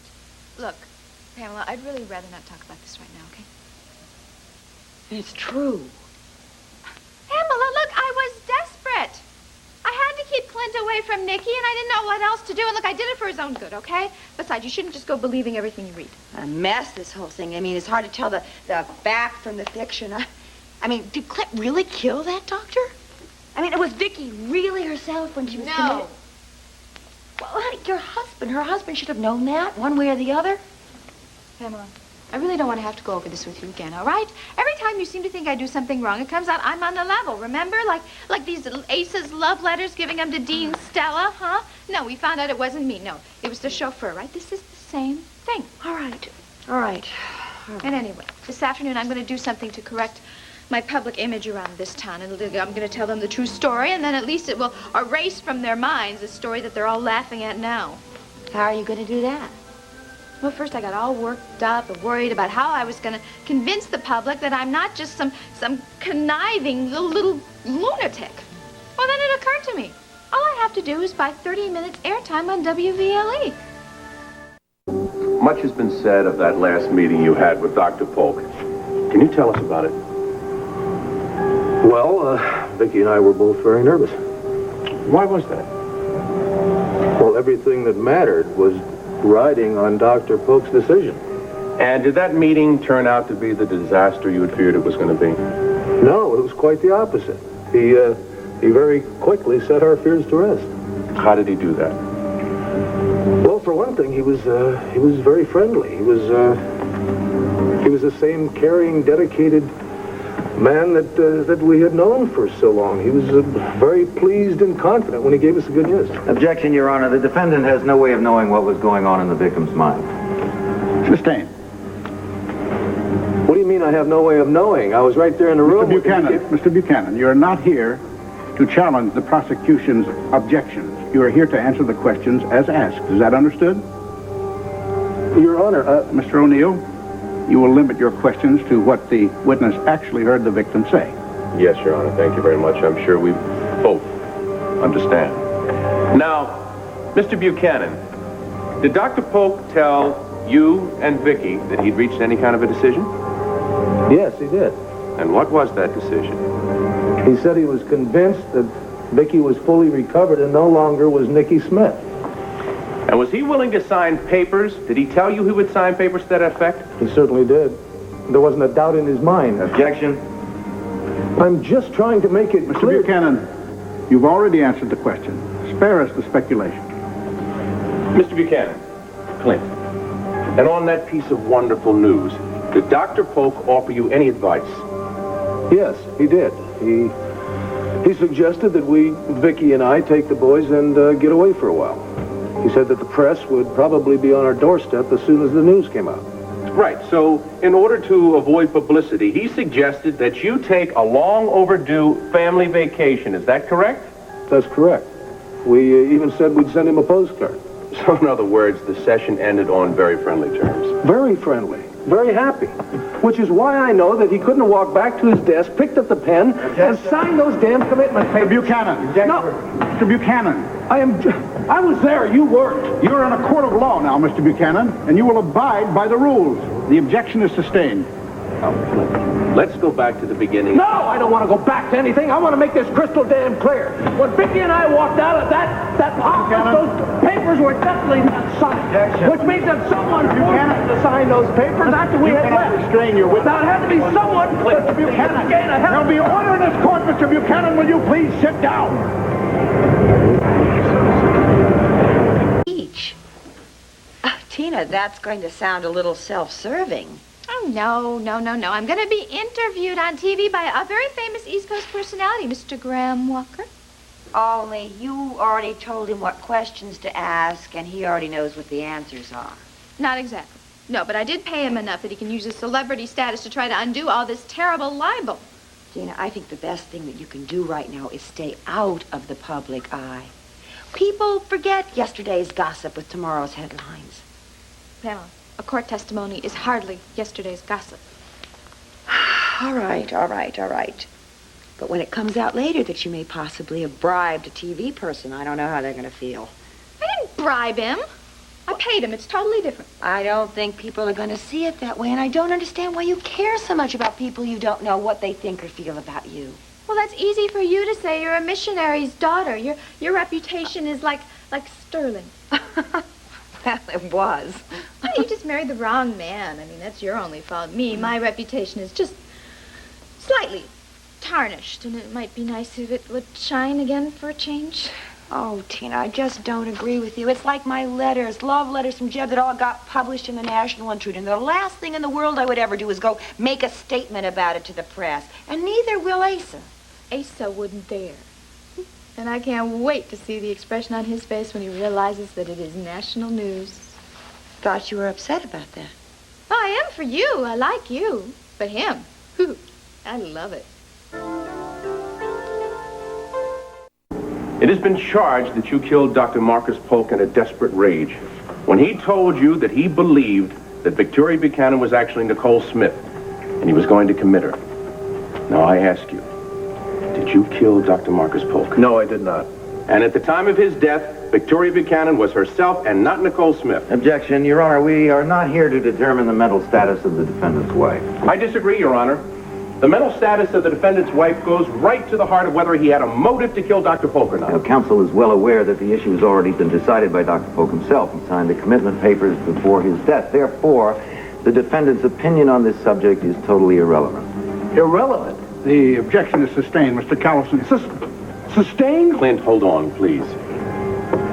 No, I'm not going to hold on. My wife's personality, her very real personality, is not irrelevant. Mr. Buchanan, I will decide what is relevant here. There's the heart and soul of this whole damn case, Your Honor. O'Neill? Yes, Your Honor. Please, Mr. Buchanan. I am not. If you will please limit your answers to the questions. No, I'm not going to let this court or anybody else condemn my wife. Mr. Buchanan, that is quite enough. One more outburst, and I not only will find you in contempt, I will have you forcibly restrained. Now sit down, sir. Now we know Clint's weak spot. All we have to do is just keep hammering away at his wife's commitment. He's going to win this for us. I mean, Asa had just told Dorian that he really cared about her, all right? And then they arrived at the mansion, and there she was. God, it must have been so humiliating for him. He had to face me, and then he had to face her. Oh, I get it. I mean, he was keeping you at bay, and he was still trying to make her happy. That way he was keeping both of you. I don't think he could have welcomed me with open arms even if he wanted to. But with Dorian out of the way, maybe. Ham, do you know what the chances are of Dorian just disappearing? No, not really. But I don't think she's the kind of woman that's going to play this game too long. Are you kidding? She loves games, and she loves a challenge, and you are both. Funny, isn't it? You know, I don't really agree with you about that. I think she's the kind of woman that doesn't know how to give, and she doesn't know how to take, and she certainly doesn't know how to share. Ha! That's for sure. So, how long do you think it's going to be before she's tired of sharing half a fantasy about Asa? Look, he's just got too much money and too much power for her just to give up on him. But then you never know. I mean, Emma, where'd you go? I just had a thought. I suggest you take a moment and get your client under control. This court's patience is almost exhausted. Yes, Your Honor. Clint, no more outburst. Pete, listen. No, you listen to me, and you listen very carefully. Why can't you take a compliment? No, you made the perfect objection at the perfect time. Checkmate. It's not a game, Maggie. It's a man's life. I know, but it's still a game of win or lose. Not to me. Fine. Take the high road. That's what you want. But just keep that pressure on. Just get him to show that violent streak just a few more times. All right, let's get something straight. My job is to win a conviction. But there's no law says I have to break the man to do it. Oh, justice. Just remember that justice belongs to the winners, not the losers. So you will sit there and you will answer in short, simple sentences. Pete, I cannot sit here like a dummy while you let them win that point. It is too damn important. All right, Mr. O'Neill, are you ready to resume? One more moment, Your Honor. And I'm not the one that's helping him win this case. You are. Look, Pete, Dr. Polk told me and Vicki that he believes she was Vicki Buchanan. Am I just supposed to forget that? No, but you're forgetting something else here. Vicki is not on trial. You are. You can get 10 to 20 years if you lose this case. Forget about me for a minute. Forget about that damn case. Forget about this case. If we don't get Vicki out of that sanitarium, she can lose her life. Look, take me seriously, Pete. Stop it. I'd like to ask you to go back to that last session with Dr. Polk. Did you force your way out of his office? Of course not. He showed us to the door himself. And when you left, did you shake his hand? I did. I believe my wife even gave him a kiss on the cheek. Object. He's at it again. Then it's fair to say that you and your wife were in an upbeat mood when you left Dr. Marcus Polk's office. Is that correct? No, it was a lot more than upbeat. We felt like we were on top of the world.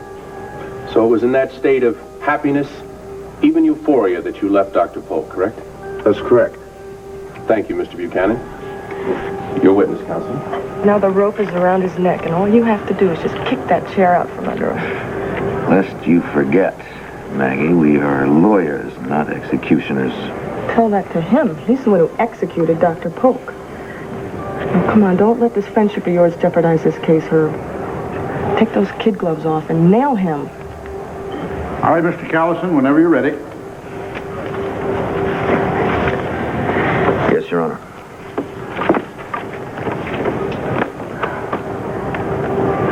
Mr. Buchanan, you have provided this courtroom with a scenario for your last moments with Dr. Polk. It's not a scenario. It's what happened. Yes, you would have us believe that. The session went perfectly. You parted on the friendliest of terms. A happier ending would be hard to imagine. But happy endings are reserved for fairy tales, are they not? Objection, Your Honor. I'm afraid. Now, as much as you and others, myself included, might wish your account to be accurate, it is just that, isn't it? Wishful thinking. No, Mr. Callison, it is the truth. I suggest to you that the truth is much more painful. I suggest that far from escorting you and your wife to the door, Dr. Polk sat at his desk and signed those commitment papers. Now, isn't that the true story, Mr. Buchanan? No, that's not the way it happened. And isn't it also true that your wife pleaded with her doctor, and who can blame her not to lock her up in that sanitarium? That is not the way it happened. Isn't it true, Mr. Buchanan? Tragic, but true. And in that moment, that overwhelming, desperate moment, you could not bear to see your wife's future signed away. Mr. Buchanan, is that the true story, or is it not? I told you the true story. No. You told us the story you want us to believe, the one with the happy ending. But in truth, you were a man on the edge, weren't you? I was nervous. I already told you. Nervous. The woman you love is threatened with being institutionalized against her will, and you were nervous. She wasn't being threatened. Wasn't she being threatened? And weren't you being threatened by the unbearable loss of your wife and the mother of your children? And isn't that why, in a moment of rage, you took the letter opener you were nervously toying with and plunged it into Dr. Objection, Your Honor. Objection. Counsel speaks of fairy tales. What is this scenario but a conglomeration of whats, ifs, and maybes? I am attempting, Your Honor, to illustrate that the defendant had opportunity, means, and motive.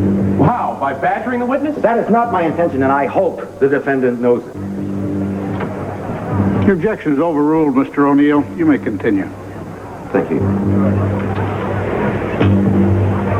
All right.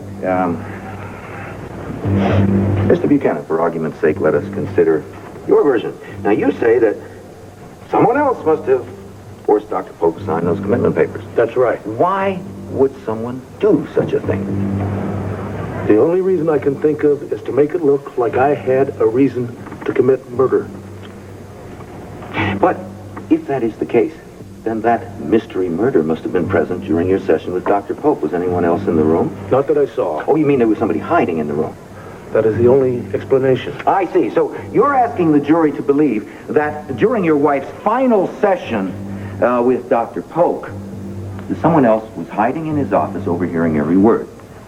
But look, I know that sounds hard. And as soon as you and your wife were gone, this same person came out of the office, forced Dr. Polk to sign the papers, and then killed him. That is no more illogical than... Then, after having done the deed, our mystery killer disappeared like a gremlin, leaving not one single trace or clue behind. Is that your alternative to my fairy tale? Don't let up, Herb. He's starting to crack. That must be the way it happened. Yes. If we are to accept the rest of your testimony.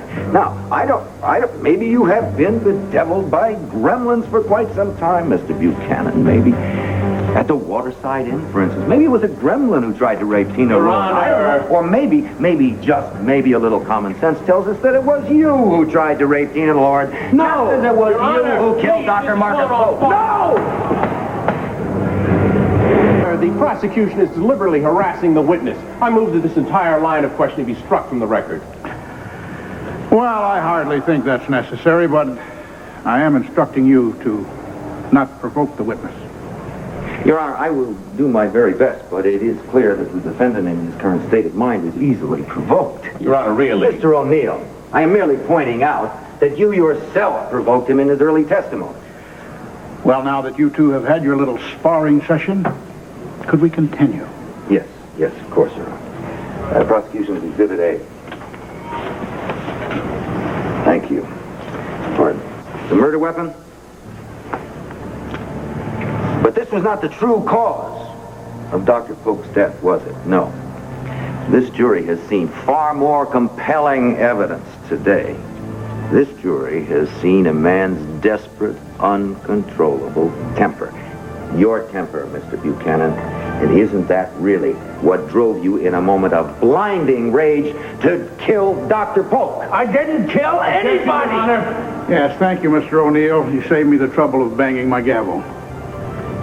Mr. Callison, you will save your summation to the jury for the proper time, and you will direct your questions to the witness. Yes, Your Honor.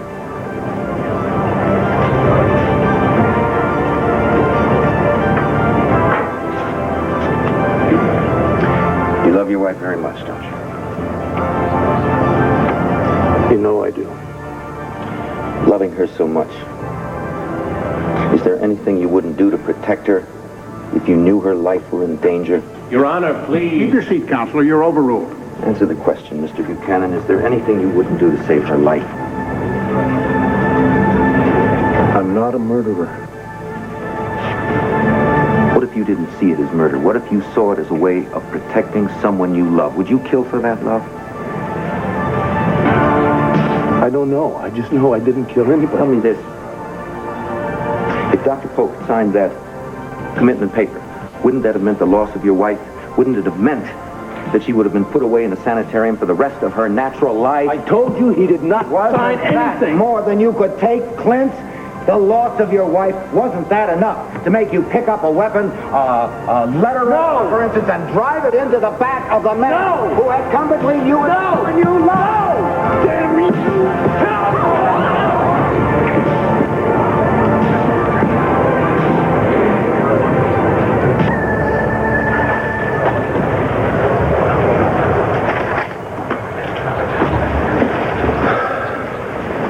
I blew it, didn't I?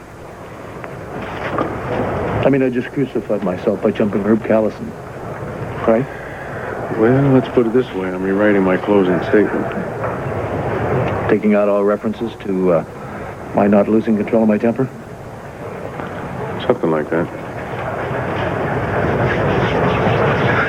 Tell me, Pete, you're probably having second doubts about my innocence right now yourself, aren't you? No, I'm not. Not at all. I just hope I can convince the jury you're hot-headed enough to punch somebody out, but not stab somebody in the back. After what they just saw? Hey, come on, keep the faith. We don't need to send any doom and gloom vibes out there. Okay, fine. Okay, so I'm innocent, right? So the jury comes back and says I'm innocent. Or they think I'm innocent now. What happens if Herb's surprise witness comes in here and drives another nail in my coffin? Are you all right? Yeah, I'm fine. Recess time is almost over, Herb. You sure this witness is going to show? Yes. Maybe I better make a phone call. No, Clint really sealed his fate when he jumped you. You should hobble around a bit and get the jury right in your pocket. Well, I can't say I like being attacked, but hell, I sure understand why I did it. You're not just going to forget it, are you? I don't know, Maggie. Let's wait and see what our surprise witness has to say. Excuse me. Pardon.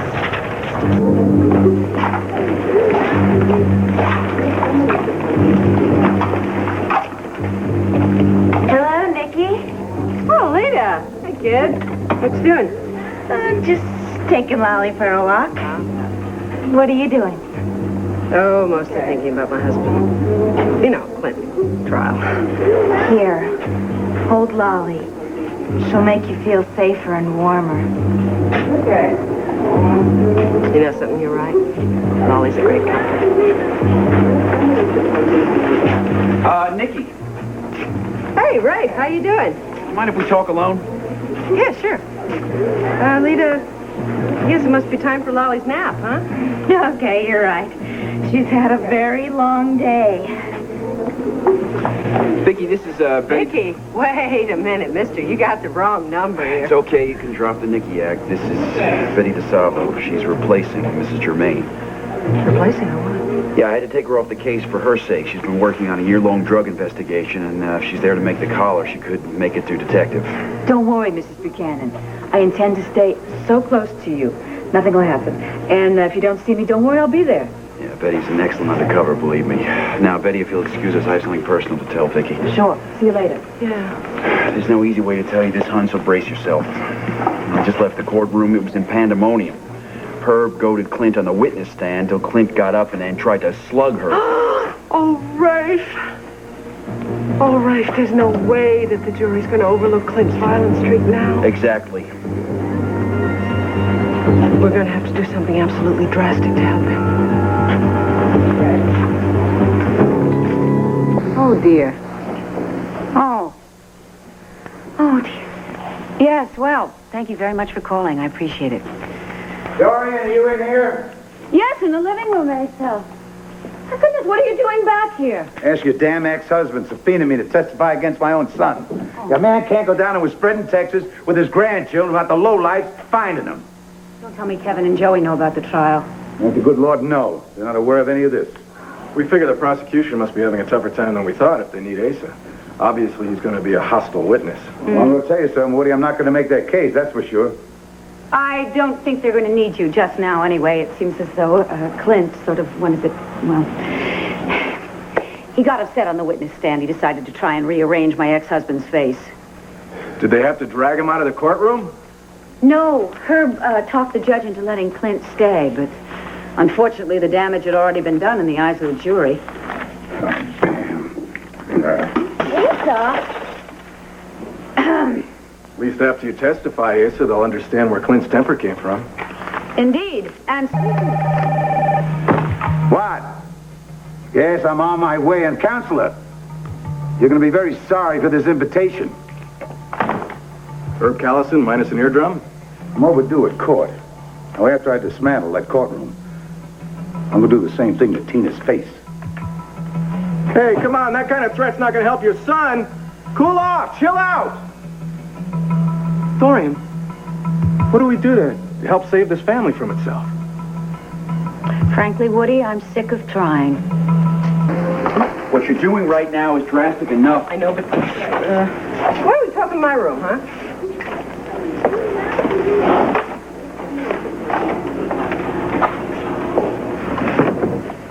You can drop the Nicky act now. You're doing so well, it scares me. Well, it's far easier than I ever imagined, Rafe, and to some extent that scares me as well.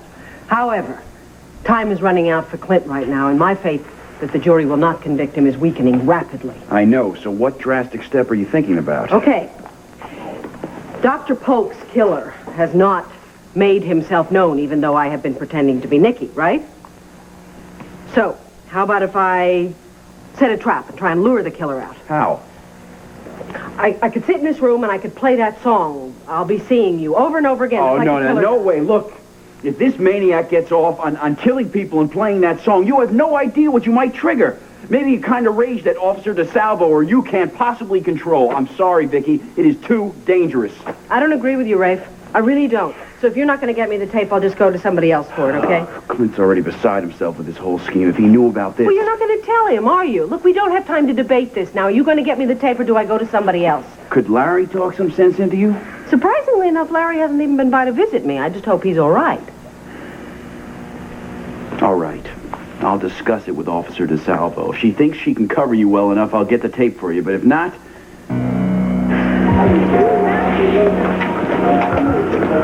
Hi there. Oh, hello, Tracy. Hey, tell me, do you think that Nicole Smith is having an affair with this cute detective that's always here? Could be. I don't really know. Well, I don't know. For the amount of time he's here, he's got to be doing a lot more than police work. No, I mean, every time I try to get in her room, he's there. It probably just has to do with the murder trial.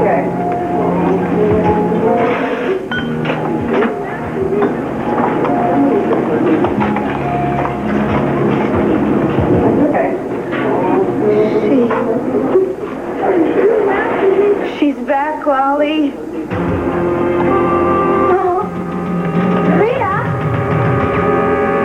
Franklin, perhaps our watches are set differently, but I believe the time you've given the prosecution has lapsed.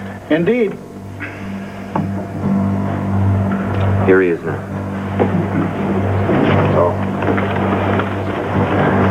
Your Honor, the prosecution wishes to call Mr. Asa Buchanan.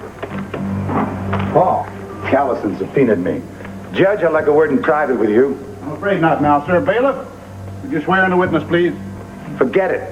Your Honor, understandably, Mr. Buchanan is a hostile witness. I don't care how many contempt charges you put against me. I will not testify against my son, an innocent son. Ah, it doesn't matter. Just tell the truth. What you got to say isn't going to save me or hang me. Just tell him. Would you step to the bench, Mr. Buchanan? You can't make me testify. Are you deaf, sir? Or do you not understand plain English? To the bench!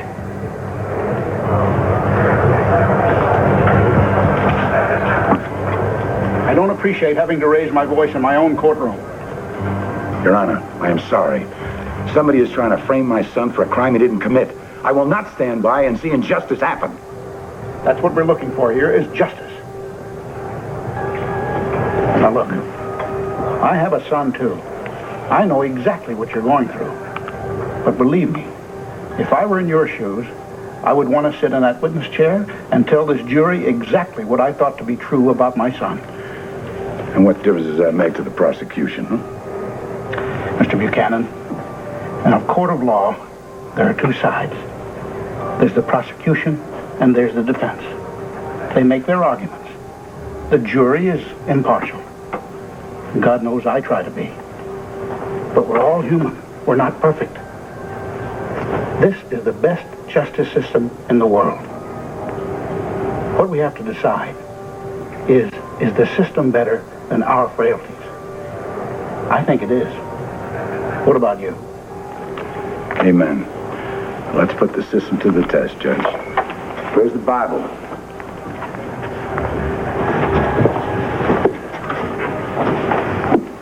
State your name. Asa Jeb Stewart Buchanan. You swear to tell the truth, the whole truth, and nothing but the truth to help you God? I do. Under protest. Thank you, bailiff. You may be seated, Mr. Allison. Thank you, sir. Mr. Buchanan. On the night of February 10th, your son Clint called and asked that you be his best man at his remarriage to Victoria Buchanan. Is that correct? Yes. At that time, did you believe she was Vicki, or did you think she was her secondary personality? Objection, Your Honor. I don't see what opinion this man's opinion has to do with in a murder trial. Yeah, I am again establishing the defendant's motive and state of mind, Your Honor. Overruled. But I will give defense the same leeway in his cross-examination. Answer the question, Mr. Buchanan. I wasn't sure if she was Vicki or Nikki. What was your inclination, to doubt or to believe? That night I was kind of doubtful, but later on, The wedding was interrupted by the arrival of Captain Ed Hall of the Landview Police Department and by Dr. Marcus Polk of the Mountain View Sanitarium. That is right. They arrived at the I do part. In your own words, tell us what Dr. Polk and Captain Hall had to say upon arrival. Well, they said the marriage had to be stopped. Ed had some kind of an emergency detainer document, and Polk said that she was Nicole Smith and had to be committed. And what was your son's reaction to this?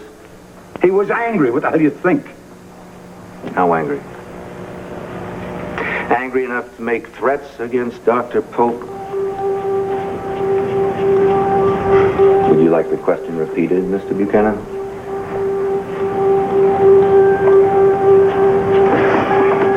He made threats, yes, to protect Vicki. Didn't you say just now you weren't sure who she was? I know now she was Vicki, and so does he. Thank you. Now, did your son on that night back up those threats with any kind of physical violence? Not really, no. He shoved Polk out the library, but I wouldn't call that violence. In other words, your son lost control at the prospect of his wife being put... Objection, conjecture. Is that correct? Sustained. Yes, Your Honor. Let us move on to the following day, Mr. Buchanan, at approximately 10:45 a.m. Your son, Clint, called you from Dr. Polk's outer office while his ex-wife, was inside being questioned. Is that correct? Yes. Could you tell us what he said to you during that conversation? He was worried, upset, I guess. I don't know. I don't remember. Let me refresh your memory. Dr. Polk's secretary overheard the following. Thank you. And I quote, "I hope I won't have to take her out of here by force, but if Dr. Polk comes to the wrong conclusion, I'll have no choice. I will take matters into my own hands," unquote. Yes, Clint said he'd take her by force. He did not say he'd kill Polk. He did not stab him in the back.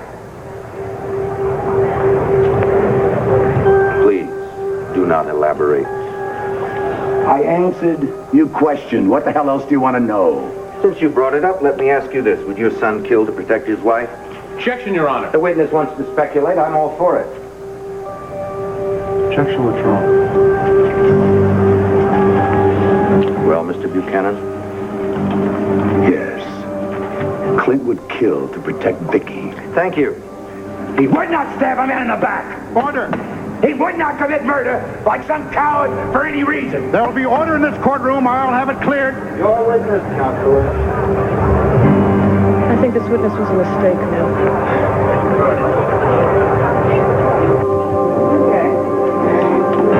Rita! How are you? I wondered if you'd still be here. I thought you were gone forever. Oh, I'm just back for a little while, helping out, that's all.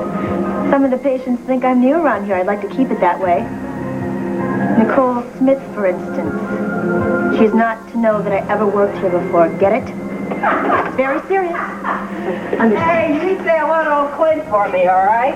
Yeah, I'll And do you tell that. him I hope he gets out of his mess pretty soon, okay, Detective? Okay, I'll do that, Miss Smith. Bye now. Yeah, take it easy. Hey, Lita. What's up, kid? Want to come in and listen to some music, huh? Okay, maybe later.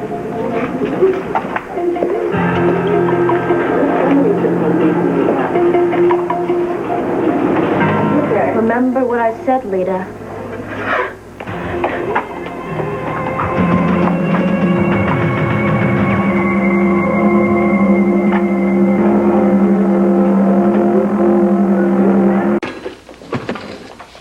Excuse me, where is Graham Walker? I have no idea, Miss Ward. But we're going on the air soon. Why, Tina, what are you doing in my television station?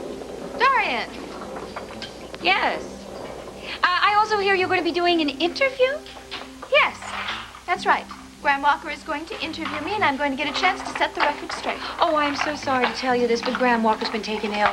You aren't serious. Oh. 5 minutes on air. Well, who's going to interview me? Don't worry. You're going to get your moment on the air to set the record straight. In fact, 30 minutes of moments. On TV. With me.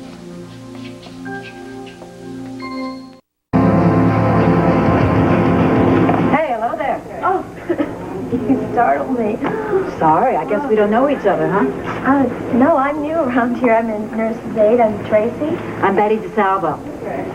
Oh, well, it's a great place to work. Except everybody's a little on edge about this whole Dr. Polk death. Well, I'm new here, too. I didn't know him. But I know what you mean by everyone being on edge. You know, I'm supposed to be monitoring who goes in and out of Miss Smith's room. Oh, really? Why is that? Well, it seems that her husband or ex-husband or whatever is on trial for the murder. And Dr. Spender is afraid that maybe one of the patients might try to retaliate. Oh, that is awful. Hmm. Well, I just have some things I needed to fill out on her admission form. Oh, no. Got the wrong patient file. Guess I'll be back later to see her. 10 to 1, Betty DeSalvo is a cop, not a matron. Vicki Buchanan's suicide is going to be harder to arrange than I thought.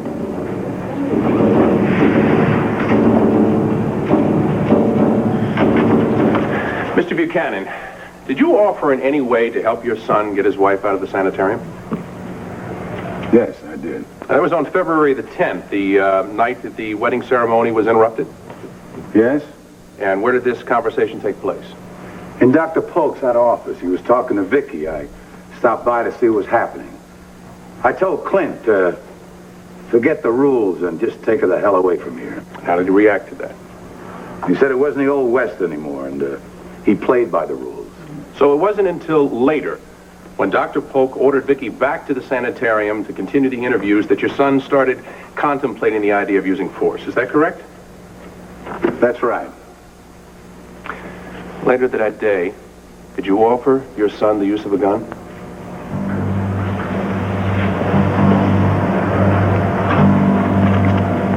Would you please answer the question, Mr. Buchanan? Yes, I offered him a gun. And what was his answer? He refused the offer. They didn't want it, didn't need it. So in other words, when he left your house, Clint Buchanan had no intention to murder Dr. Marcus Polk. Objection, Your Honor. Sustained, Mr. O'Neill. I'm sorry, The jury will disregard the defense counsel's last remark. Well, let's move on, Mr. Buchanan. Later, when Clint and Vicki returned home to pick up the children, why didn't they use one of Clint's other cars? He said he needed something bigger, a station wagon, had a lot more room for the luggage and the kids, and I rented it for him. Mm-hmm. And what was Clint and Vicki's mood at the time? Now, I'm going to have to object to this. Why? You asked for this witness pure speculation earlier. I'd like the same right. Answer the question, Mr. Buchanan. Gladly. They were a very happy couple, loving and carefree. All their troubles behind them. Finally, reunited with their kids, their family again. They were not like a couple running from the law or people who had just murdered somebody. Did they tell you where they were going? No, sir. They didn't want anybody to find them. They wanted to be alone. They wanted and needed a vacation. Later on, it did look bad. But I tell you, the only motive those two had was peace and happiness. Prosecution asked you earlier if you believed your son would murder a man to protect his wife. Now, I'd like to ask you a last question. Would your son stab a man in the back to protect his wife? No, I raised my son to be a man. No real man would ever do that.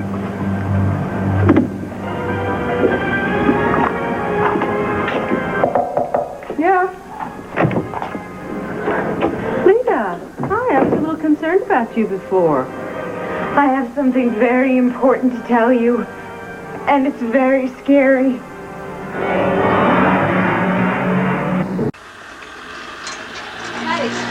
Yeah, make sure they're fresh. Now, Dorian, you just hold on for a minute. Now, I have some rights here. I paid $1,000 to be interviewed by Graham Walker. Oh, really? Yeah, not to mention all the money I paid for the airtime on this station. Oh, but that was before I once again resumed my position as general manager here. New management, new policy. That's just the way it goes. Who pays Oh, it? no, wait. Now, this can't be fair here. Now, there must be somebody over your head I can talk to.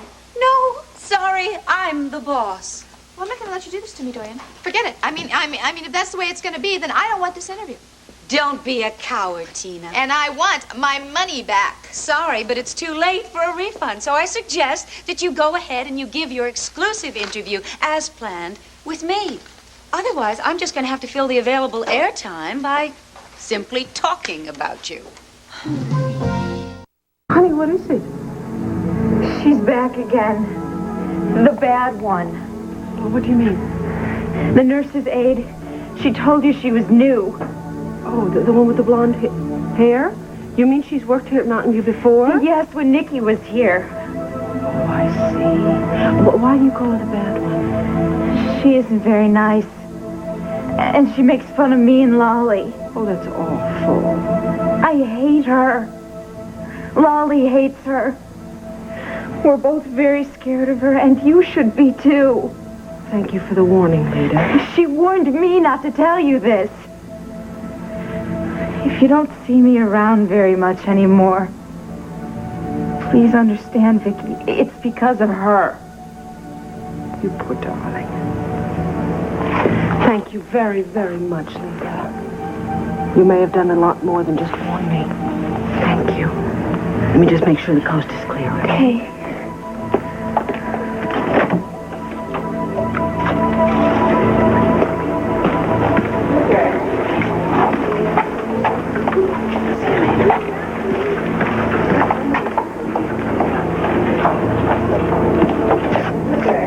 If Nikki knew her, then I really blew it.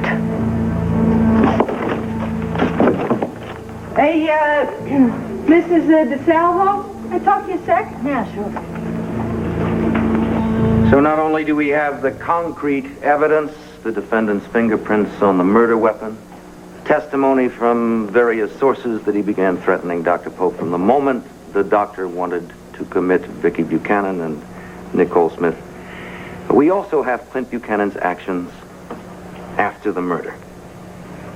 His flight from the state of Pennsylvania, a vacation of indeterminate length, driving a car purposely not registered to him, checking into motels under assumed names. And on top of all this, ladies and gentlemen, we have motive. A man's love for a woman taken from him by a series of crises which led to emotional instability. Now, this man, Clint Buchanan, tried in vain for months to win the love of Nicole Smith. She rebuffed him, sold the family newspaper, even divorced him. According to Tina Lord, he even resorted to a very dirty trick in order to bring his loving Vicki out of her secondary personality. Tina Lord claims the trick did not work. The defendant claims it did. I say to you, it really doesn't make any difference whether it was Nicole Smith or Vicki Buchanan that Dr. Polk ordered committed. It mattered only in the heart and mind of Clint Buchanan. He believed that he had saved his wife, unearthed her, after digging for so long. And so,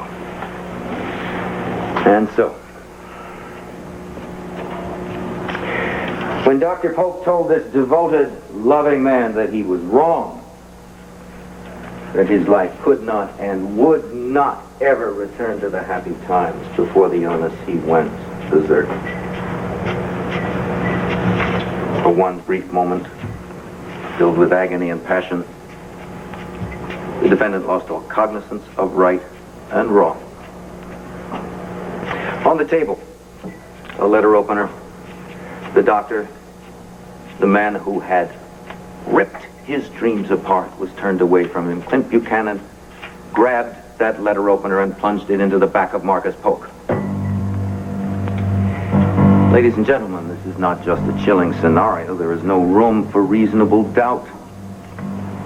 Despite his standing in this community, his devotion to his children, Kevin and Joey, despite the belief of those close to him that he is incapable of such actions, I deeply regret to say that the only conclusion which can be drawn is that Clint Buchanan not only was capable, but actually followed through on his impulse to save the woman he loved from a sanitarium. Therefore, the state asks that you find the defendant, Clint Buchanan, guilty in the 3rd degree of the murder of Dr. Marcus Polk. Thank you.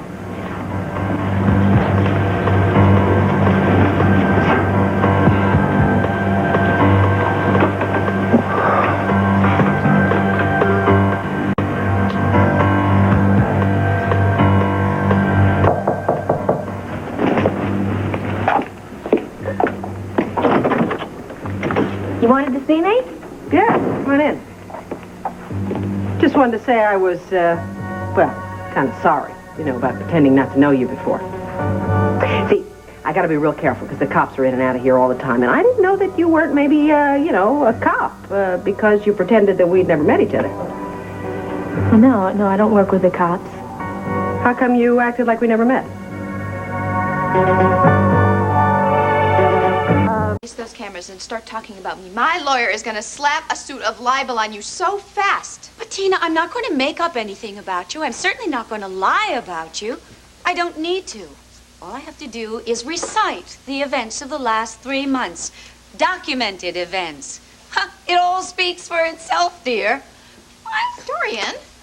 And anyway, if I don't get enough material from the last 3 months, what I can do is go back to the days of Mitch Lawrence, when you forced Vicki into the condition you now say you're so concerned about.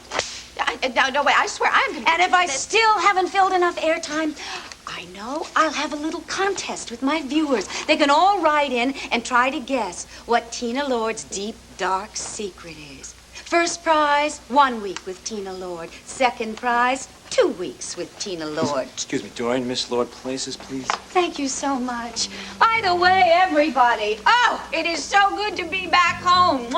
Howie, everybody, Ray, thank you all. Tina, excuse me. Are you going to be sulking off into the sunset, or are you up to a challenge? Thank you. I just love a worthy adversary. Speaking of people who aren't, how is Pamela? She's just fine. Wonderful. I suppose she's out shopping, spending some of the money she got from the National Intruder for publishing Ace's love letters. She had absolutely nothing to do with that, Dorian. A servant found those letters and sold them. With your blessing, I'm sure. 15 seconds. Yes, thank you. Now, just so that I'm going to introduce you. I'm going to introduce myself as if I need to, and then get straight to the first question. So you don't think that I'm slanting things. I'm going to let you know what it is. I'm going to say to you, Tina, how does it feel to be sitting there, self-serving, when the man you supposedly once loved is facing a life term for murder? My clipboard. Good afternoon, ladies and gentlemen. I cannot tell you how happy I am to be here hosting, once again, View on Landview. Today's going to be a very special show. We have a very special guest today. I'm sure all of you have heard that we are going to be talking to that daring femme fatale about town, Tina Clayton Lord.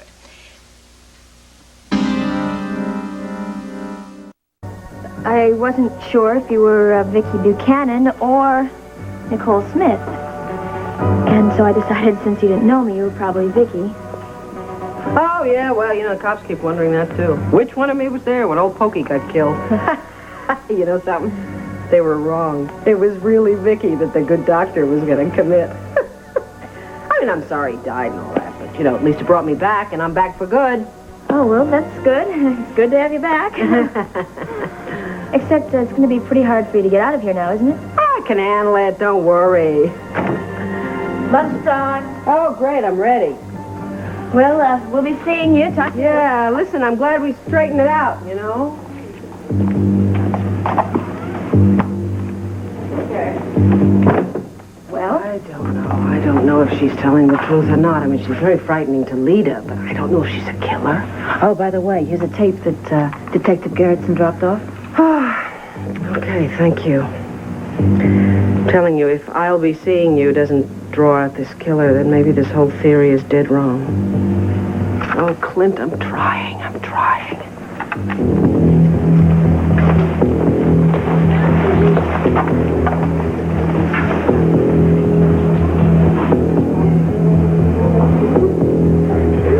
And so if you follow Clint Buchanan's early career of journalism back to Arizona, you'll find a portrait of a man who has fought for justice and against injustice all of his life. So what would you expect of a man like Clint Buchanan when faced with the injustice of a murder charge? Would you expect him to sit by calmly in this courtroom while the prosecution heaped upon his back the charges of murder, all circumstantial, I might add, bit by bit upon his back? Or would you expect Clint Buchanan to react with the same gut anger and moral outrage that he's always used in behalf of other people? I believe that any one of us might have gone after the prosecutor under the same circumstances. And I believe that if you search your heart, ladies and gentlemen, you will find that any one of you, myself included, would have threatened to use force when faced with the possibility that the psychiatrist might find our beloved lost to a second personality. Think about it. I know how I would react. The prosecution is correct when it describes Clint Buchanan's his anger and his passion when he found out that no one would believe that Vicki Buchanan had returned. But he is absolutely wrong when he said that it drove Clint Buchanan to this act of passion, of cowardice.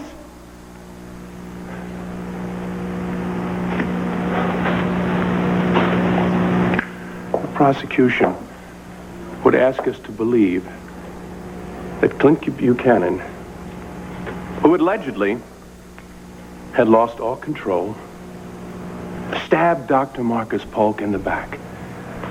And then he calmly left town, leaving behind the document that so enraged him, the commitment paper that is responsible for his wife's commitment in a sanitarium at this very minute. Oh, I think not. And then He goes home. He gets his children. He drives off, exposing those children to the dangers of life on the run. I know that man! He would never endanger those children. Run, yes, but alone. He would never endanger his children. But he didn't, did he? Why? Because he had done nothing wrong. There was no reason to leave those children behind. Ladies and gentlemen of the jury, if in your deliberation you overlook this man's character and his love, then you will add agony to a man who has done nothing but fight for justice and his family all of his life. If you find Clint Buchanan guilty, then you will be responsible for the biggest injustice of all. For despite what the prosecution has said, and all of their circumstantial evidence, I submit to you that we have created here room for reasonable doubt. And you have no choice but to find Clint Buchanan not guilty. Thank you.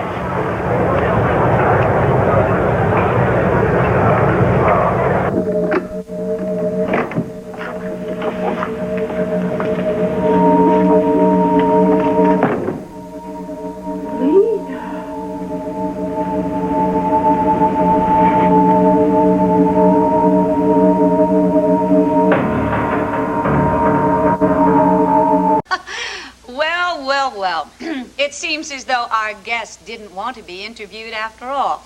And I can't imagine why. After Tina Lord's court appearance this afternoon, where she was exposed as a vindictive little liar, you would think that she would want to come on here and set the record straight, unless, of course, she truly is a vindictive little liar. No matter, let's not waste valuable airtime on that subject. We'll go on to a more important topic. Me. Ladies and gentlemen, I cannot tell you how grateful I am to once again be here with you as the hostess of View on Landview and its executive producer. Most importantly, of course, as general manager of WVLE. All of you who wrote in, who telephoned the station and begged for my return, I thank you from the bottom of my heart. And of course, those of you who, judging from the ratings, completely stopped watching this station entirely, well, you helped immensely. I can promise you one thing. WVLE will once again go back to its policy of hard-hitting journalism with a certain focus on public service features. Well, now, if it's all right with the control room, I would like to go live now to the courthouse where we will get an update on Clint Buchanan's murder trial from our own Rick Farley. Rick, are you there? Cut. He's on, Dorian. Great. Thank you very much, Billy. It went very well, everybody. Howie, thank you all, Frank. Darling, you were here. You saw my triumph. Oh, sweetie, how did you hear about it? I called Aces and Woody told me that you were here. Did he also tell you I am no longer working for Asa? No, what happened? I decided to cut my losses. You could call it a tactical retreat. Well, Mom, I'm sorry, what? I wanted to talk to you. Oh, okay, never mind, Patty, but tell everybody production meeting at 4 o'clock. Yes, babe? Rob and I got divorced. We're getting a divorce. Honey. I feel awful about it. That's why I wanted to come and talk to you. Of course you feel awful. Baby, is there any chance? No, if there was, we wouldn't be doing this. Look, why don't we sit down? Okay. Billy! Bill? We're going to a commercial right in about 2 minutes. Let Rick know that I wanted to fill about 8 minutes of the airtime and then give me a warning and I'll go back on the air. Thanks. Baby, when did all of this happen? Yesterday. I'm stunned. Really stunned. Everything's changed, Mom. I mean, we just don't communicate the way we used to, that's all. Yes. Well, you poor thing. I mean, you know, you've really had to grow up, mature overnight, haven't you? Well, I had no other choice, didn't I? When I confronted Rob, I thought for sure that he would say, well, let's try and work this out. But he got so defiant and so angry. Oh, I mean, this marriage that we used to treasure, I mean, it's nothing now. It's nothing, and I can't imagine what could have happened. I'm sure it's a series of events. But I still can't imagine what exactly happened. I don't see it. Honey, maybe it's not over for certain. Maybe the reality of a divorce will I mean, I'm the shake only him up. person that he really has, you know.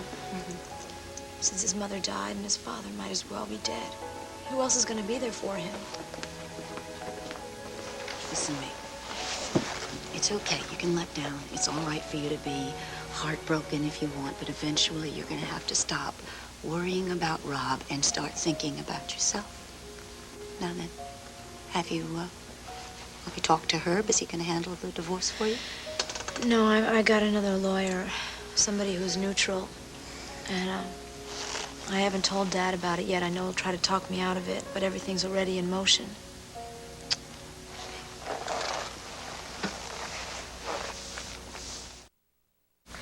Okay. Now then, whoever your lawyer is, I hope he's going to give you, or has given you, the same advice I'm about to. In one word, alimony. Alimony? Yes, you bet. Oh, leave it to you to think about alimony. I've been talking heartbreak and you're talking money? Darling, we're talking divorce. And anytime you're discussing the subject of divorce, alimony has to be right there on the list along with heartbreak. I don't give a damn about it. And I've told my lawyer the same thing. Honey, you may not care about it right now, but someday you just might. I don't think I'll ever care about it. Rob doesn't have any money in the first place. I'm the one with the $3 million trust fund. Remember that? Maybe he'll sue me for alimony. Excuse me, but when Laurel's will is probated, Rob will probably inherit the Vernon Inn, dear. He's no longer going to be a penniless little ambulance attendant. He's going to be quite wealthy. Well, good for him. I don't want any of Laurel's wealth, okay? Cassie, please. At least, darling, please. Don't waive your rights in this. Ask for a dollar in alimony. What's that supposed to do? Well, that covers your options. That way, someday, if you do need the money, you can go back and ask for more. Thanks for the first part of the talk, Mom. I'll see you later. Believe me, someday you're going to thank me for that second part. Youth. Another Miss Lord. Am I wearing a name tag? There's only one woman in Landview as beautiful and sexy as you. Well, my, what a clever answer. That's not clever at all. And I just can't believe my luck you're coming into the press box during my duty. May I buy you another drink? Maybe. Although I don't think I'm going to be here much longer. You see, I'm waiting for my lawyer. We were going to discuss one of the many charitable donations I've made. But between you and me, I'm getting a little itchy to go shopping and do a little charitable donation to my own closet. Well, if you run out of things to spend money on, there's always my acting career. That's a constantly needing organization. Ah, and is that why you said I was the sexiest and most beautiful woman in Landview? Not at all. That's just fact. Excuse me. Well, it's about time. I was beginning to think you left the country with all my money. Listen, honey, could you please get him a martini, and I'll have another soda.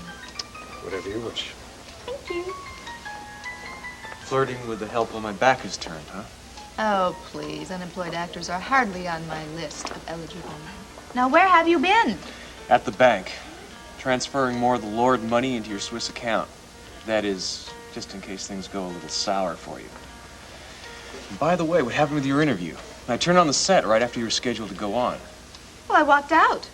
It seems Dorian was going to be the interviewer, so I decided not to be the interviewee. Good judgment. Well, tell me something good. What can I buy today? Huh? I feel like a new sports car. Is it in the budget? If you really have to. Oh, come on, Steve. I'm so depressed. I mean, I know what's going to cheer me up, and that's to spend a little money. I spend a lot of money. Look, whatever happens to Clint and Vicki, you're still going to wind up a very wealthy lady because of the deposits I've made. And don't feel as though you have to go grabbing at everything so quickly. I don't. I just want a new sports car, and I want it Italian, and I want it fire engine red. Optional siren? Any news about Clint? Nothing that I've heard about. Why, is that why you're depressed? Well, among other things. Here you go. Oh, never mind, because I think I'm going to run out and buy myself a brand new sports car. All right.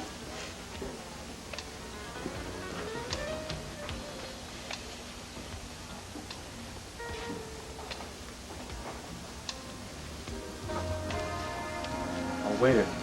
I'd like a cheeseburger deluxe, please. Rare. Ray, what are you doing here? I just saw the Lord Dame split, Steve. Mitch Lawrence is getting very antsy. So when are we making our move on Tina and her bread? Lawrence, stuff it. I don't think you really want me to bring back that message, Steve. Look, I've been doing all the work while he's just been sitting around. And he's underestimated his ex-girlfriend's IQ. Yeah, but he doesn't consider her his ex. So I hope you're not after anything more than just the money. Just tell Mitch to be a little patient. Why? What for? So you can keep all the money for yourself? What did you say? You heard me. You're embezzling it, aren't you, Steve boy? Yeah, you're planning on taking all this money, keeping it, maybe splitting from the country, huh? Yeah, all while Mitch can't get wise to it. Yeah, right. You're crazy, man. Yeah, and you're scared, man, because this is a big sting. Get lost. Come on, man. I can help you. Just cut me into all the action, right? And then you and me, we can both retire to Rio. But you cut me out. And I'm gonna tell Mitch all about your little scam. Think about it. But don't take too long.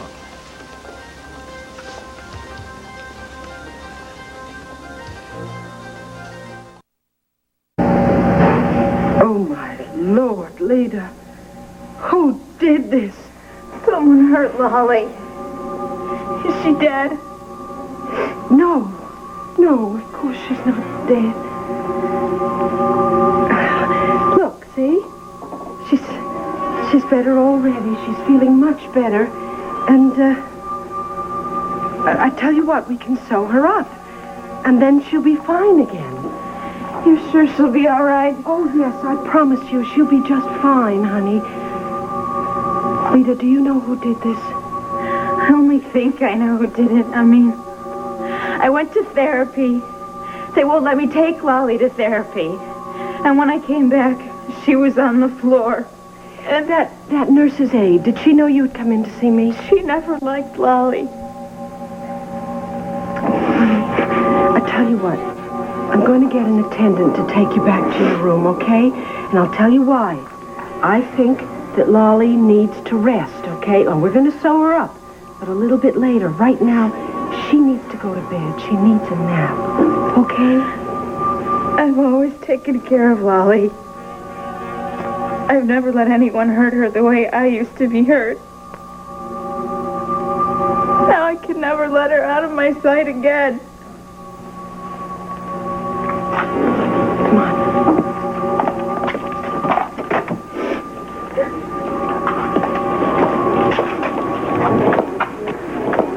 Oh, listen, come here. Would you take Leda back to her room, okay? And you get her doctor for her, okay? It's an emergency. Trust me on that. Sure, I'd be glad to. Come on. I'll see you in a little while, kid, okay?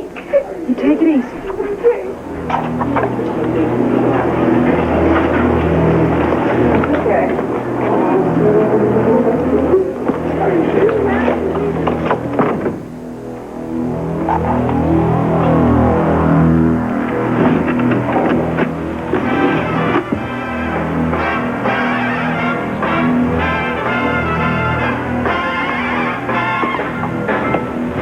I'll be seeing you in all the old familiar places. You are not expected to be like the Almighty and therefore all-knowing. You will base your decision on the evidence and the arguments presented as you perceive them. We ask only that you find your decision of guilty or innocence by virtue of your own good conscience. The jury will retire. All rise.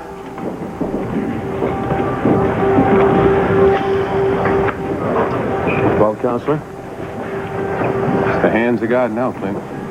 Don't you mean God and the jury? I guess I'm hoping the jury will be influenced by God's grace. Any bets on how long before they bring in the guilty verdict? I wouldn't be too sure about that verdict, Maggie. Well, then you have no faith in your brilliant prosecution, Mr. DA. You know, maybe I should have refused to testify. No, absolutely not. You really helped. I believe that. Now, Paul, what you said didn't hurt me, even if it didn't help me. And if they find me guilty, it's not your fault. Well, old Pete here gave him a lot to think about. I'm glad I hired John, boy. Just wish I knew if I deserved that compliment or not. I wish I knew what the hell was happening with my wife. All day through in that small cafe, the park across the way, the children's carousel, the chestnut trees, the wishing in every lovely summer's day.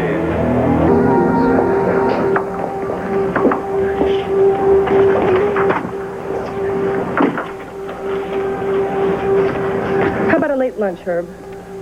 I'm not hungry, thanks. I'm exhilarated. Aren't you? Closer to depression, I'm afraid. I'm going to call the office, check in.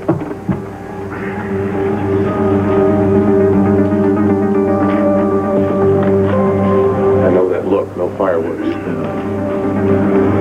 I just can't believe it. I mean, I'm sitting here in a courtroom awaiting a jury's verdict for a murder I didn't even commit. I can't believe it. That's exactly the conclusion they're going to come to. Yeah. Look, Pete, is there any way you can pull some strings so I can see Vicki? What, the sanitarium? No, no, there's no way they're going to allow that. Why? They can send 20 cops with me. I have to see her. That's not the point. You've been denied bail. There's no way the judge is going to go for that. Oh, will you ask him? Will you plead, demand, order, beg, anything? I have to see her. Fine, I'll try. But I go through the DA first. I better go try to find Herb. I don't want to have to deal with that one.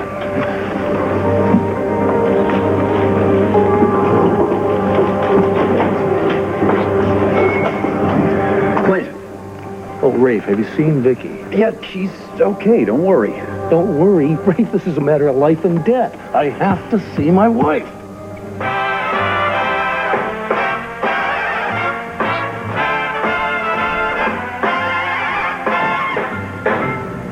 I'll be seeing you in all the old familiar places that Hey! What are you doing turning off my favorite music? But what are you doing, hiding? In my closet? I was looking for something. When do you come off sneaking in here, shutting off my music? Look, first of all, Mickey, I was not sneaking. You sure as hell didn't knock. I sure did, but this music was so loud nobody could hear me. Look, you're disturbing the people around here. The people around here are already disturbed. And a lot of the people around here are taking a nap, and blasting music annoys them. What's the matter? They got something against old Blue Eyes? Maybe you do, huh? No, Frank Sinatra's a little before my time. Oh, yeah? So what? He's still the greatest singer in the whole world. Look, I'm not here to debate this, okay? You're driving people bananas with that music. So, I'll play it soft. all day through in that small cafe. You know anybody around here likes Frank Sinatra besides me? Maybe we could trade tapes or something. Hey, what is going on in here? Hey, look at this, Mrs. Salvo. This patient has a knife. Now, where'd you get this, Nicky? I was walking out in the hall. That kid Lita was looking like a pallbearer carrying a rag doll. Would you believe that somebody slashed that doll to bits and left the knife sticking in its back? I'll take the knife. I'll dispose of it. Somebody around here is really sick. Poor little Lita. She's harmless. She hasn't got a thing in the world except that doll. Well, that just goes to show how careful you've got to be about provoking people around here. Now, turn down your music. Or Dr. Spender won't let you listen to any at all.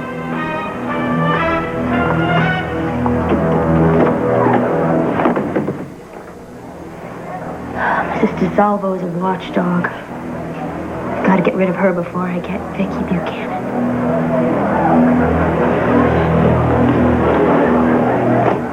I don't know, Mrs. DeSalvo. I mean, it's the same. She gave me no proof that she's a killer, but I know that song unnerved her enormously. I don't know. I'm going to do some checking on her. What's her name again? Tracy something. I don't even know her last name. Look, if she comes in here again when I'm not around, get out in the hallway. Don't let her trap you in here. Be more careful.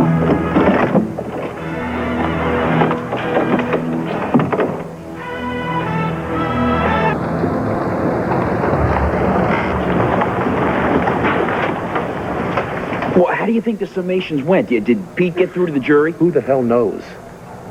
Rafe, look, you have to put a stop to this masquerade that Vicki is playing. Clint, I was against it at first myself, but Betty DeSalvo, the undercover cop, she's excellent. She's on top of that. Oh, hell. Any police department that arrests me for a murder I didn't commit is not on top of anything. I'm not about to trust them to take care of my wife. Look, to drop it now, Rafe, I put her... If I am convicted today, the boys are going to need Vicki more than ever. They're going to need their mother more than ever. Now, she has to stop pretending to be Nikki Smith and get out of that institution. To drop it now might put her in more danger, Clint. How the hell do you figure that? If I can just get out there to see her, I can talk her out of this. Counselor.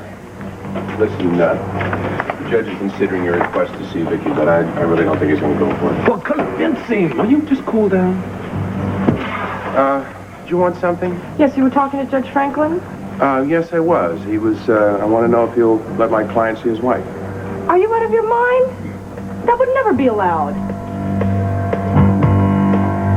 Counselor, I beg your pardon, but it doesn't have anything to do with you. It's not your decision to make, it's the judge's. I believe that the DA's office should have some input into his decision. I agree. That's why I went to Herb. He said it was okay. Didn't think the judge would go for it, though. Herb agreed? Yes. I don't believe this. That's because there's no compassion in your nature. We are talking about the law and not compassion, especially with a hothead like Buchanan. And there's no guarantee that he's not going to try to escape. Oh, give me a break. We're not talking about releasing the man to his own recognizance. The man's not going to try to escape. He just wants to see his wife. He's concerned about his wife. Yes, I know all about that concern. It led to murder a few weeks ago. What about today? What's it going to lead to? He's about to be convicted. Nice talking to you again, Maggie. As always. Oh, you heard that? Sometimes I wonder if that woman was born a prosecuting attorney. Oh, we'll see a little humility when they lose the case. How long is it going to take the judge to reach his decision? I don't know. He should be about there. Mr. O'Neill. Oh, yes, Your Honor. I've been searching for a Judge precedent. Franklin, if you allow this prisoner out, it would be a legal outrage. Surely, Mr. Lakian, you're not going to point out the law to me. Under the circumstances, I was seriously considering letting Mr. Buchanan see his wife. But I cannot do that as long as the jury is out. However, I will allow you to be escorted to a telephone where you can speak with her personally. Thank you, Your Honor. We appreciate it, Your Honor. Mr. Lakian.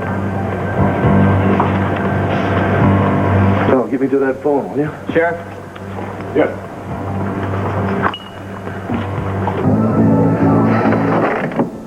Did you find out anything about that nurse's aide?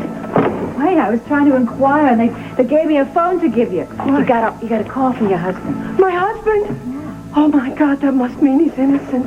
Thank you. Hello, darling. Are you there? Clint. Vicki? Yeah. Oh, sweetheart. Darling, how are you? Well, I don't know just how to answer that.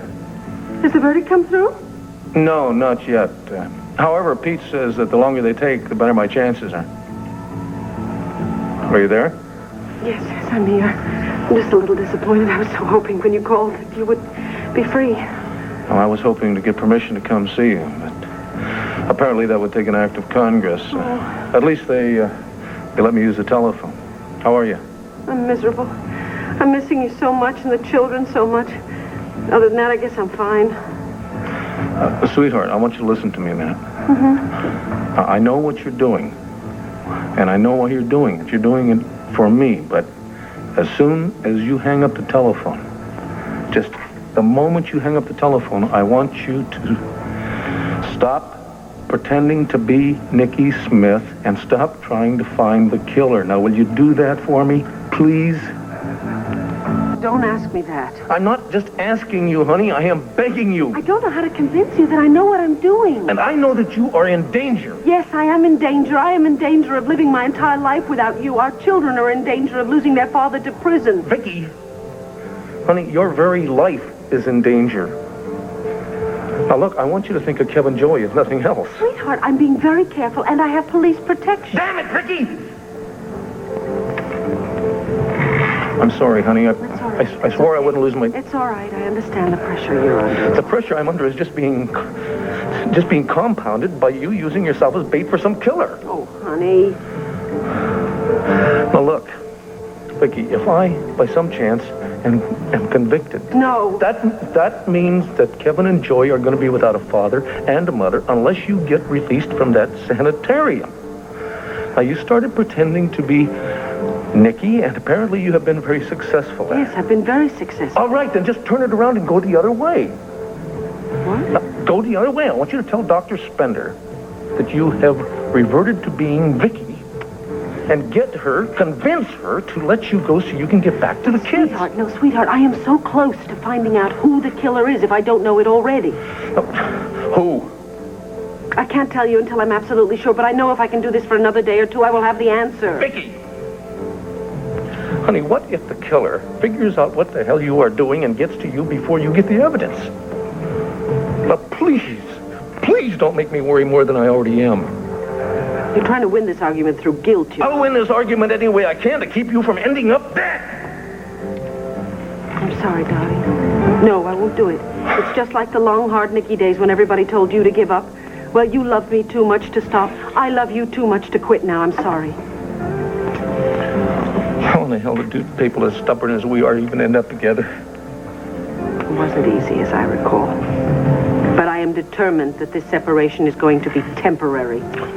You can't promise that, which is why I'm still begging you. I can promise it. Not only that, I can guarantee it. We are going to be together until we are very old and very, very gray and have no teeth. Yeah. I used to believe that fairy tale, too. I'm not so sure about that anymore. Well, then, darling, you leave the faith to me because you've done enough. Look, will you just do this? Will you just stop pulling any more maneuvers until the jury comes in with a verdict? I mean, if they find me innocent, then it doesn't matter so much. I mean, it matters, but... It's all right, honey. It's all right. I understand. Yes, okay. I promise I will sit quiet, peaceful here in my room, tucked away until I hear the news, all right? Yeah. I want you to remember how much I cherish you and how very much I'm praying for you. I love you and cherish you too, honey. I'll be out to visit you just as soon as the jury comes in and declares me a free man. I'll be waiting for you, my love. Bye. Bye.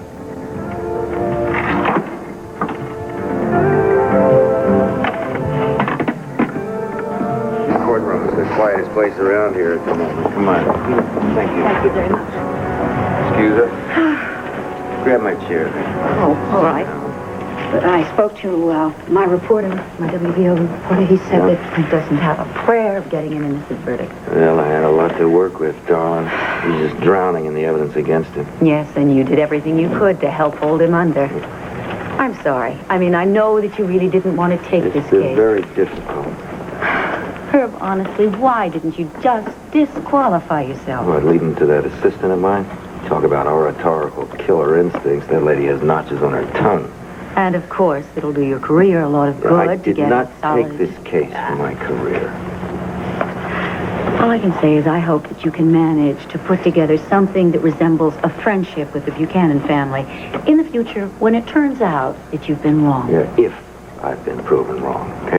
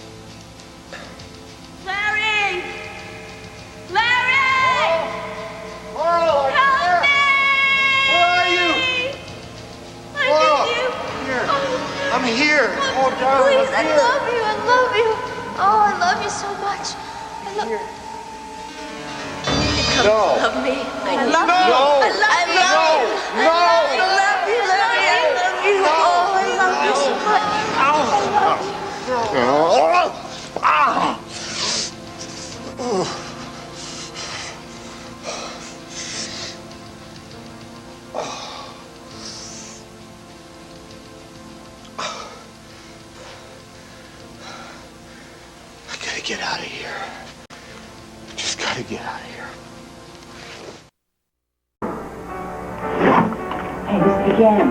Yes, what did you find out? That nurse's aide was fired the first time she worked here. Really, why? Well, apparently Dr. Pope thought she was so mentally unstable she couldn't deal with the patients. Why was she rehired? Dr. Spender didn't know anything about her prior record. I found out from some staff members. Well, what's her name? Did you know? Tracy James. Tracy James. Oh, that name rings a bell. I don't know her myself, but that name rings a bell. And who is Tracy James? Tracy James? She doesn't work at the Banner? Tracy James? I don't remember. I can't remember. Please answer the question. I'm trying to, but Dr. Polk, I think you have to understand that, you see, I was Nicky for a very long time, and I think that some of the people that Vicki, that I knew, may just have slipped my mind. And you don't remember? No, I'm sorry, but for the life of me, I can't remember anyone by the name of Tracy James, no. Tracy James. Did you remember? Yes.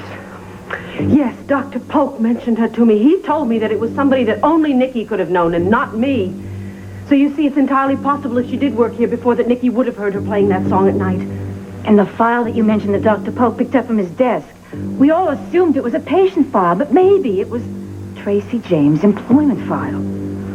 That could be it! Oh, please, could you go to personnel and check it out, please? Yeah. Oh, hurry. Be careful. Yeah. Tracy James. Tracy James.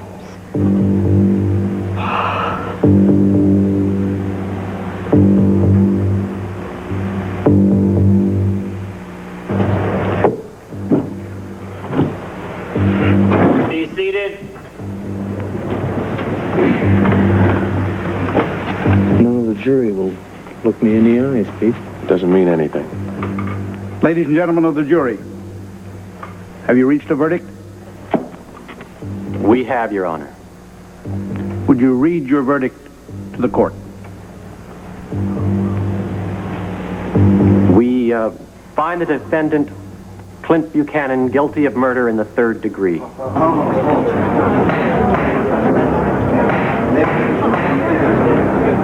Judge, Your Honor. Yes, Mr. O'Neill. I request that you poll the jurors individually. Very well. Starting with the foreman, each of you will stand in turn and give us your own personal verdict.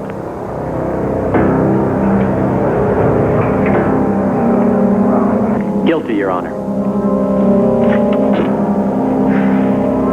Guilty, Judge. Guilty, Your Honor. Guilty. Guilty, Your Honor. Guilty, Your Honor.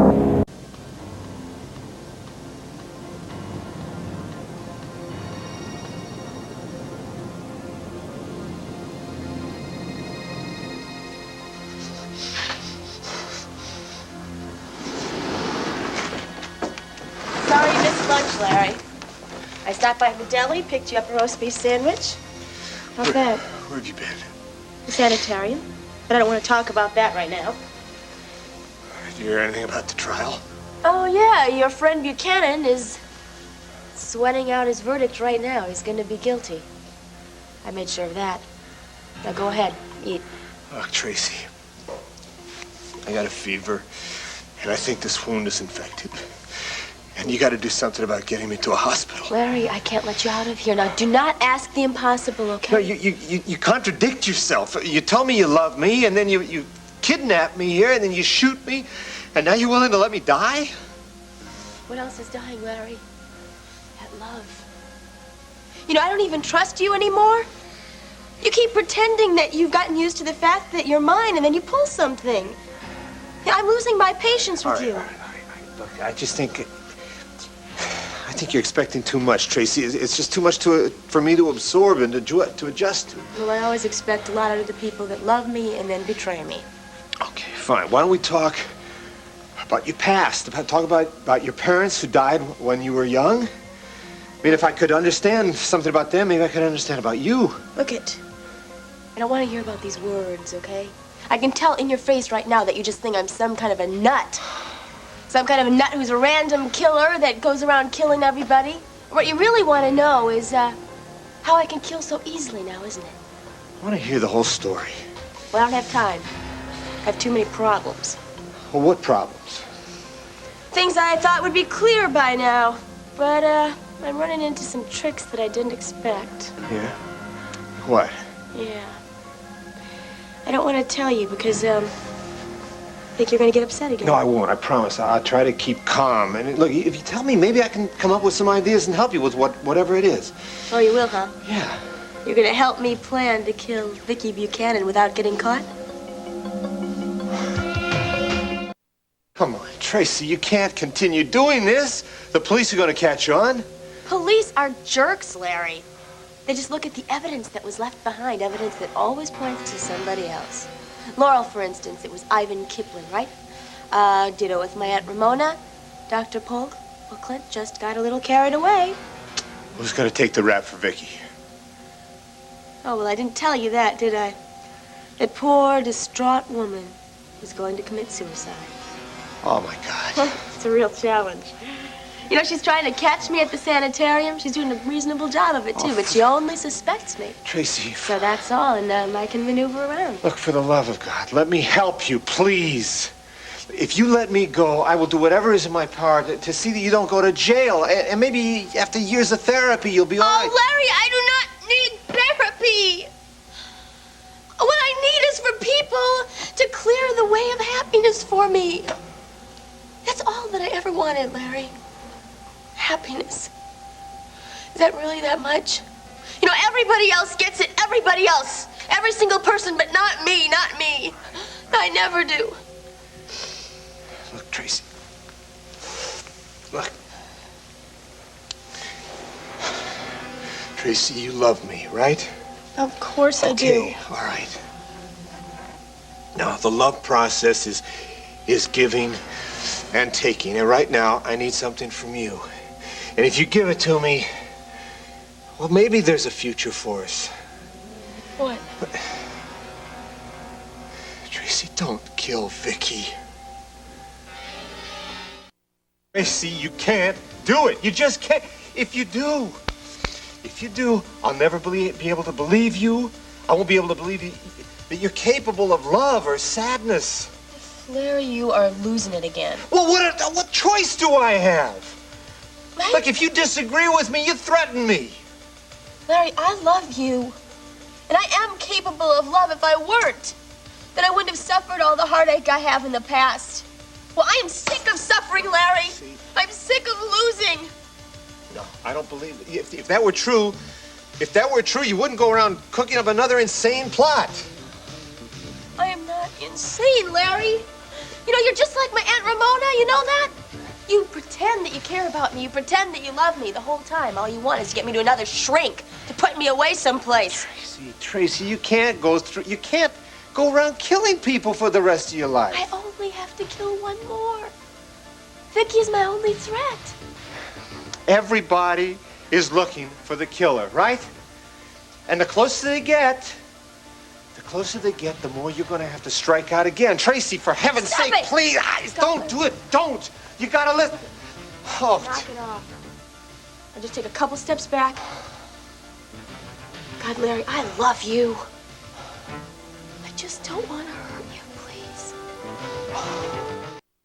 Larry, you're hurt again, aren't you? I hope you didn't start bleeding. At this point, I don't even care, Tracy. Why don't you just put an end to me? Oh, Larry, I'm sorry. I'm really sorry about all this, but you just can't keep blaming me when you know it's your fault.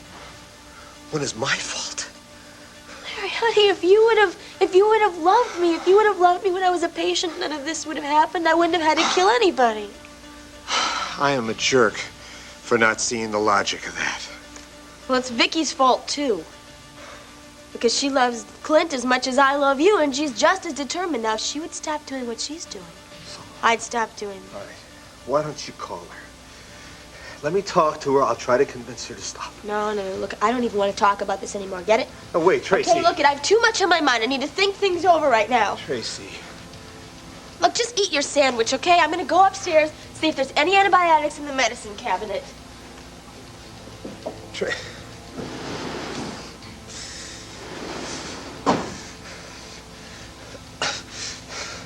I gotta get out of here. I gotta help Vicki. I gotta help Vicki. To my dear friends and family, I know all of you will be shocked by my actions, but I simply cannot live knowing my husband, Clint, will never share my life again. Nor is there any hope the doctors here in the sanitarium will ever understand I'm not a sick woman. So all in all, it's better for my children to be raised in, no, she would say reared in an environment of security. Hopefully my father-in-law, Asa Buchanan, will see this. Asa, please tell Kevin and Joey how much I love them. And Clint, we will meet in heaven one day in the future. Well, that's pretty good. Now all I've got to do is get this down in Vicki's handwriting.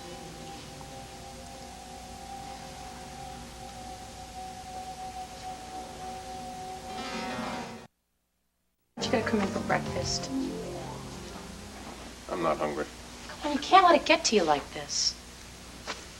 Look, an innocent man was convicted. It was my job to see that that didn't happen. The evidence was overwhelming. Even the papers said your defense was brilliant. Papers, yeah, they were wonderful. They treated it like it was a movie review. Connie, it doesn't bother me that I lost a case. What bothers me is that one of the most decent, finest people I've ever known in my life was convicted of something he didn't do. You can appeal, though, can't you? Oh, yeah. Weeks, years, months, who knows how long that could take. In the meantime, Clint's locked up behind bars. Look, you knew this was going to be an uphill battle when you started. Don't lose your confidence now, okay? Yeah, I'll try.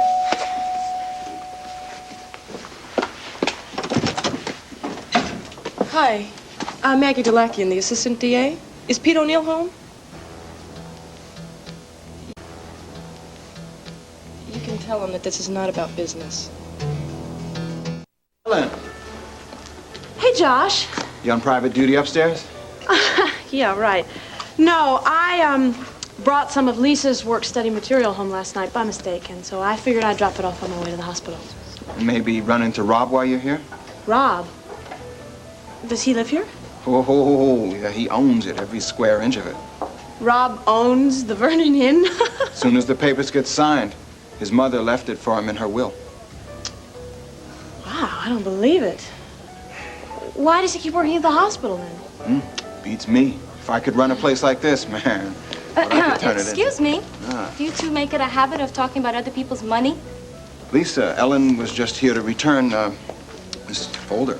Your work-study material. I brought it home by mistake. Sorry. Oh, thanks.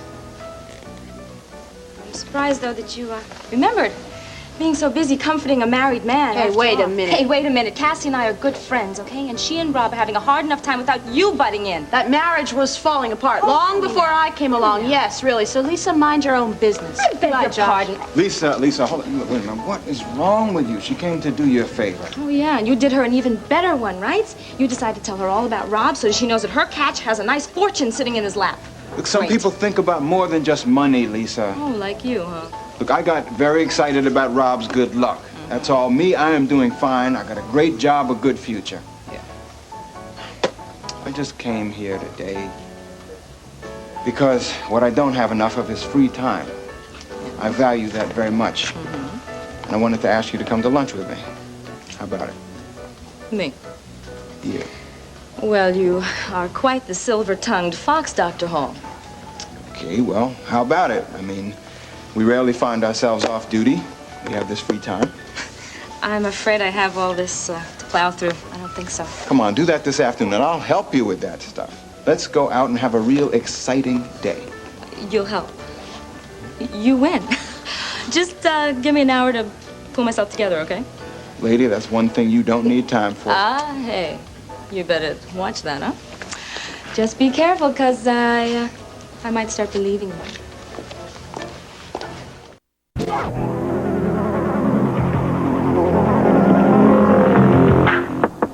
Yeah? Hey, Nikki, you got a visitor. Who is it? It's me, honey. Lisa, what's the verdict? Clinton didn't want you to be alone. You heard it. Oh, God, no, don't tell me that. Jury found him guilty. Oh, no, Asa. Oh, no, this can't happen. Oh, Asa. Look, if you've got any follow-up, you can reach me at the office later. I said this isn't about real business. Can I come in? Come on. I hope this won't take too long, Ms. Delakian. Make it Maggie again. I just came by to give you my personal congratulations. What, for losing the case? Well, of course not. I thought you were masterful. Look, I'm sorry, but I don't want congratulations from a gloating assistant DA, so if you can just get going. No, don't get so defensive. You must have lost a case before. Yeah, but I never sent an innocent man to prison. Well, you didn't send him. It was the evidence. Look, I must have come at a bad time. No.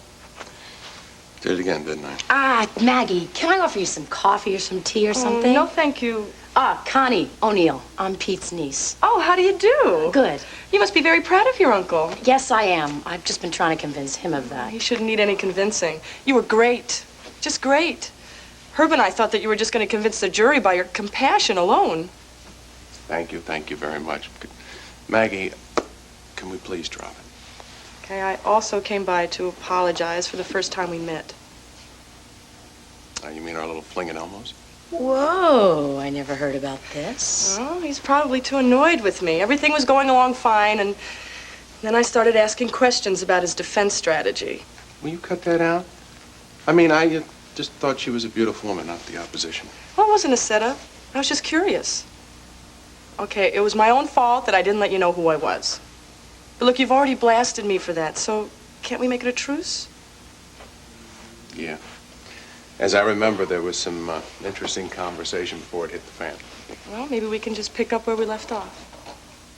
Sure, I'd like to. We have lunch sometime, okay? How about today? I have a very light caseload. Maggie, I mean, I think we should wait. The publicity's still real hot. Oh, I know the perfect place. Out of town, away from the press and the publicity, the Waterside Inn. Lovely food and atmosphere, good wine. You never know what will happen there. I know the place. What happened there? You're weird. What did you eat for breakfast this morning? I'll fill you in later. Pick up at noon? Sure, fine. So we're on, huh? Yeah. Well, I tell you what. Why don't we meet there? Because I've still got to get to the courthouse. I have a few things. Terrific. I'll be waiting. There's no hard feelings then? No. Good. It's nice meeting you, Connie. Same here. I have a feeling we'll be talking again real soon. Yeah, well, let's hope so. All right. I'll just let myself out. Okay. Well, things look better than they did a couple of minutes ago. Don't you start on me. Oh, I think she's really nice, Pete. But I'm surprised you're mixing business with pleasure. I'm not. I've not forgotten about Clint. There's no way that case is going to be over until he's free. Tried the hospital first thing this morning, and there's still no word. Are you going to the police? Yes, I think it's about time that I filed a missing persons report. Actually, that's why I asked to meet you. Delilah, will you go with me? Sure, if you think it's necessary. Well, yeah, because these kind of reports are filed every day, and 9 times out of 10, they don't mean anything. I don't want them to think that I'm kind of a ditzy flake, you know? They're gonna understand, Mimi. This is serious. Yes, it is. So if you go with me and you back up my story, I'm sure they're gonna get on to working right away, okay? Oh, good. I was afraid I was going to miss you. What do you want? Your answering machine told me that you'd be here. Are you all right? Look, I need to talk to you, Mimi. Well, both of you, actually. It's about Larry. What about Larry? Tracy? Look, I have a confession to make. I just hope that you're both going to forgive me, okay? Because the last thing that I meant to do was cause him any harm. Tracy? What are you talking about? Asa, he's my whole life. Yes, I know. I can't bear the thought of him being sent away. I can't live without him. He feels the same way about you, Vicki. He told you, did he? Never said a word. All I have to do is look in your eyes and know that is not Nicole Smith crying. You never turned back into Nicky, did you? No. No, Nicky left for good that day at the Waterside Inn. Well, why in hell all this pretending? Because, if you remember, we decided that the murderer was probably hiding in Dr. Polk's office when he was interrogating me. Yes, and Nicole Smith heard the song all around here all the time, and the same song Laurel's killer played? Yes, exactly. The killer has some sort of connection with the sanitarium, and Nicky would know who it is. You're telling me you're deliberately setting yourself up here like some live bait? Yes, there's no other way. If the murderer thinks that I can identify him, he'll make himself known to me, probably. He could kill you. Wait, hold on. Does Clint know about this? Yes. He's allowing it? No, he doesn't. I mean, he doesn't want me to do it, but I wouldn't let him talk me out of it. And don't you try either, because I'm not going to let you either. What am I supposed to do? Leave you here like some city duck? No, I have protection. Who? That woman who let you in. She's not an attendant. She's a policewoman. You're telling me the police are in this hairy-brained scheme? No. Well, Rafe knows about it. Look, he knew he couldn't talk me out of it, so he pulled some strings for me. He thinks that woman out there can stop this mad dog killer on her own? She's a policeman, Asa, and apparently a very good one. This hombre is killer smart. Look what he's done so far. He's got you thrown in here. Clint's convicted. You think one lousy cop out there, especially a woman's going to stop him? Wait a minute, Vicki, hold on. What about the kids, huh? What about those kids? Clint could go away for life. You get yourself killed, you're going to leave them without either one of you. I am doing this for my children. I want them back at home with me in Landfair where they belong, and I want Clint back there with us, Asa. My God, neither one of us deserves this. We haven't done anything. I don't deserve to be here. He doesn't deserve to go to jail for something he didn't commit. Don't you understand? This is the only way. There is no other way. You are calling the police. You are going over Rafe's head. What are the police going to do? They have their killer. They would just think that I was making some sort of last-minute maneuver, and even if they did believe me, the killer would then know that I had set a trap for her. Her? You know who it is? I have suspicions, that's all. Who? I'm not going to tell you, Asa. Well, why the hell not? Because I don't trust you. I'm sorry. I'm sorry that I have to say it, but it's true. If you hadn't guessed it, I wouldn't have told you this much. Oh, I thank you very much. What am I going to do? Take an ad out in the National Intruder? No, I know you mean well. It's just that one way or another, you would tell the police or somebody, and you would be jeopardizing Clint's only chance for freedom. You were looking suicide straight right in your face. I'm sorry, Asa. It's too late. There's nothing you can do. Really? That's what you think? Where are you going? I'm going straight down to the administration office, tell Dr. Spender what you're doing and why, and get you the hell out of here as fast as I can. No, Asa, you can't do that, please. No, Asa. Look what you're doing. Your son's future is at stake. I'm thinking of Vicki. Without you, he's got no future. Without Clint, I have no future. You think I like this? I'd rather die than see him rot away for 20 years. Well, handle it. We'll give him an appeal, a new trial. When? Next year? Maybe in 2 years? Asa, please, this is the only chance we have. Please try and understand that. Besides, I can take care of myself. Don't you remember how Clint and I went down to Tennessee and we saved Becky? That was so different. It was just as dangerous. And besides, this time I've got help. I've got Rafe and Mrs. DeSalvo. Please, Asa, you've got to let me try and save Clint. You have... What? Someone else to see it. I don't want to see anybody. Oh, Cousin Asa, what a nice surprise. I didn't expect to see you here. Hello, Wanda. How are you, Wanda? I brought you one of my special cakes. Oh. Vicki liked it, and I hope that you will. Well, that was really nice of you. Thanks.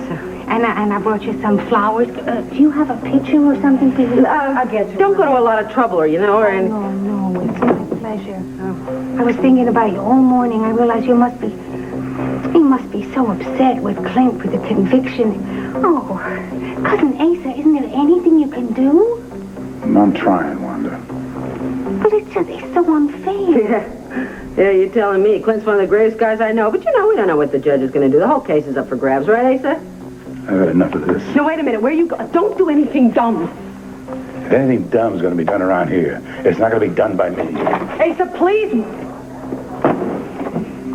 You want me to call him back? Nah, forget it. I just hope I talk some sense into him. About what? It's another argument. We don't get along. He only ever comes here to try and get me to turn back into Vicki. What should I do with this, huh? If you would take this Give me that and Nicky. I'll, These are for you. I'll be outside if you want me. Champagne roses. Oh, how sweet. I like roses a lot, but the only thing Vicki and I ever had in common was roses. Yeah, well, Vicki didn't like them a lot. I won't lie to you. That's why I brought them. Why, you think a couple of roses and some cake would make old Vicki pop out?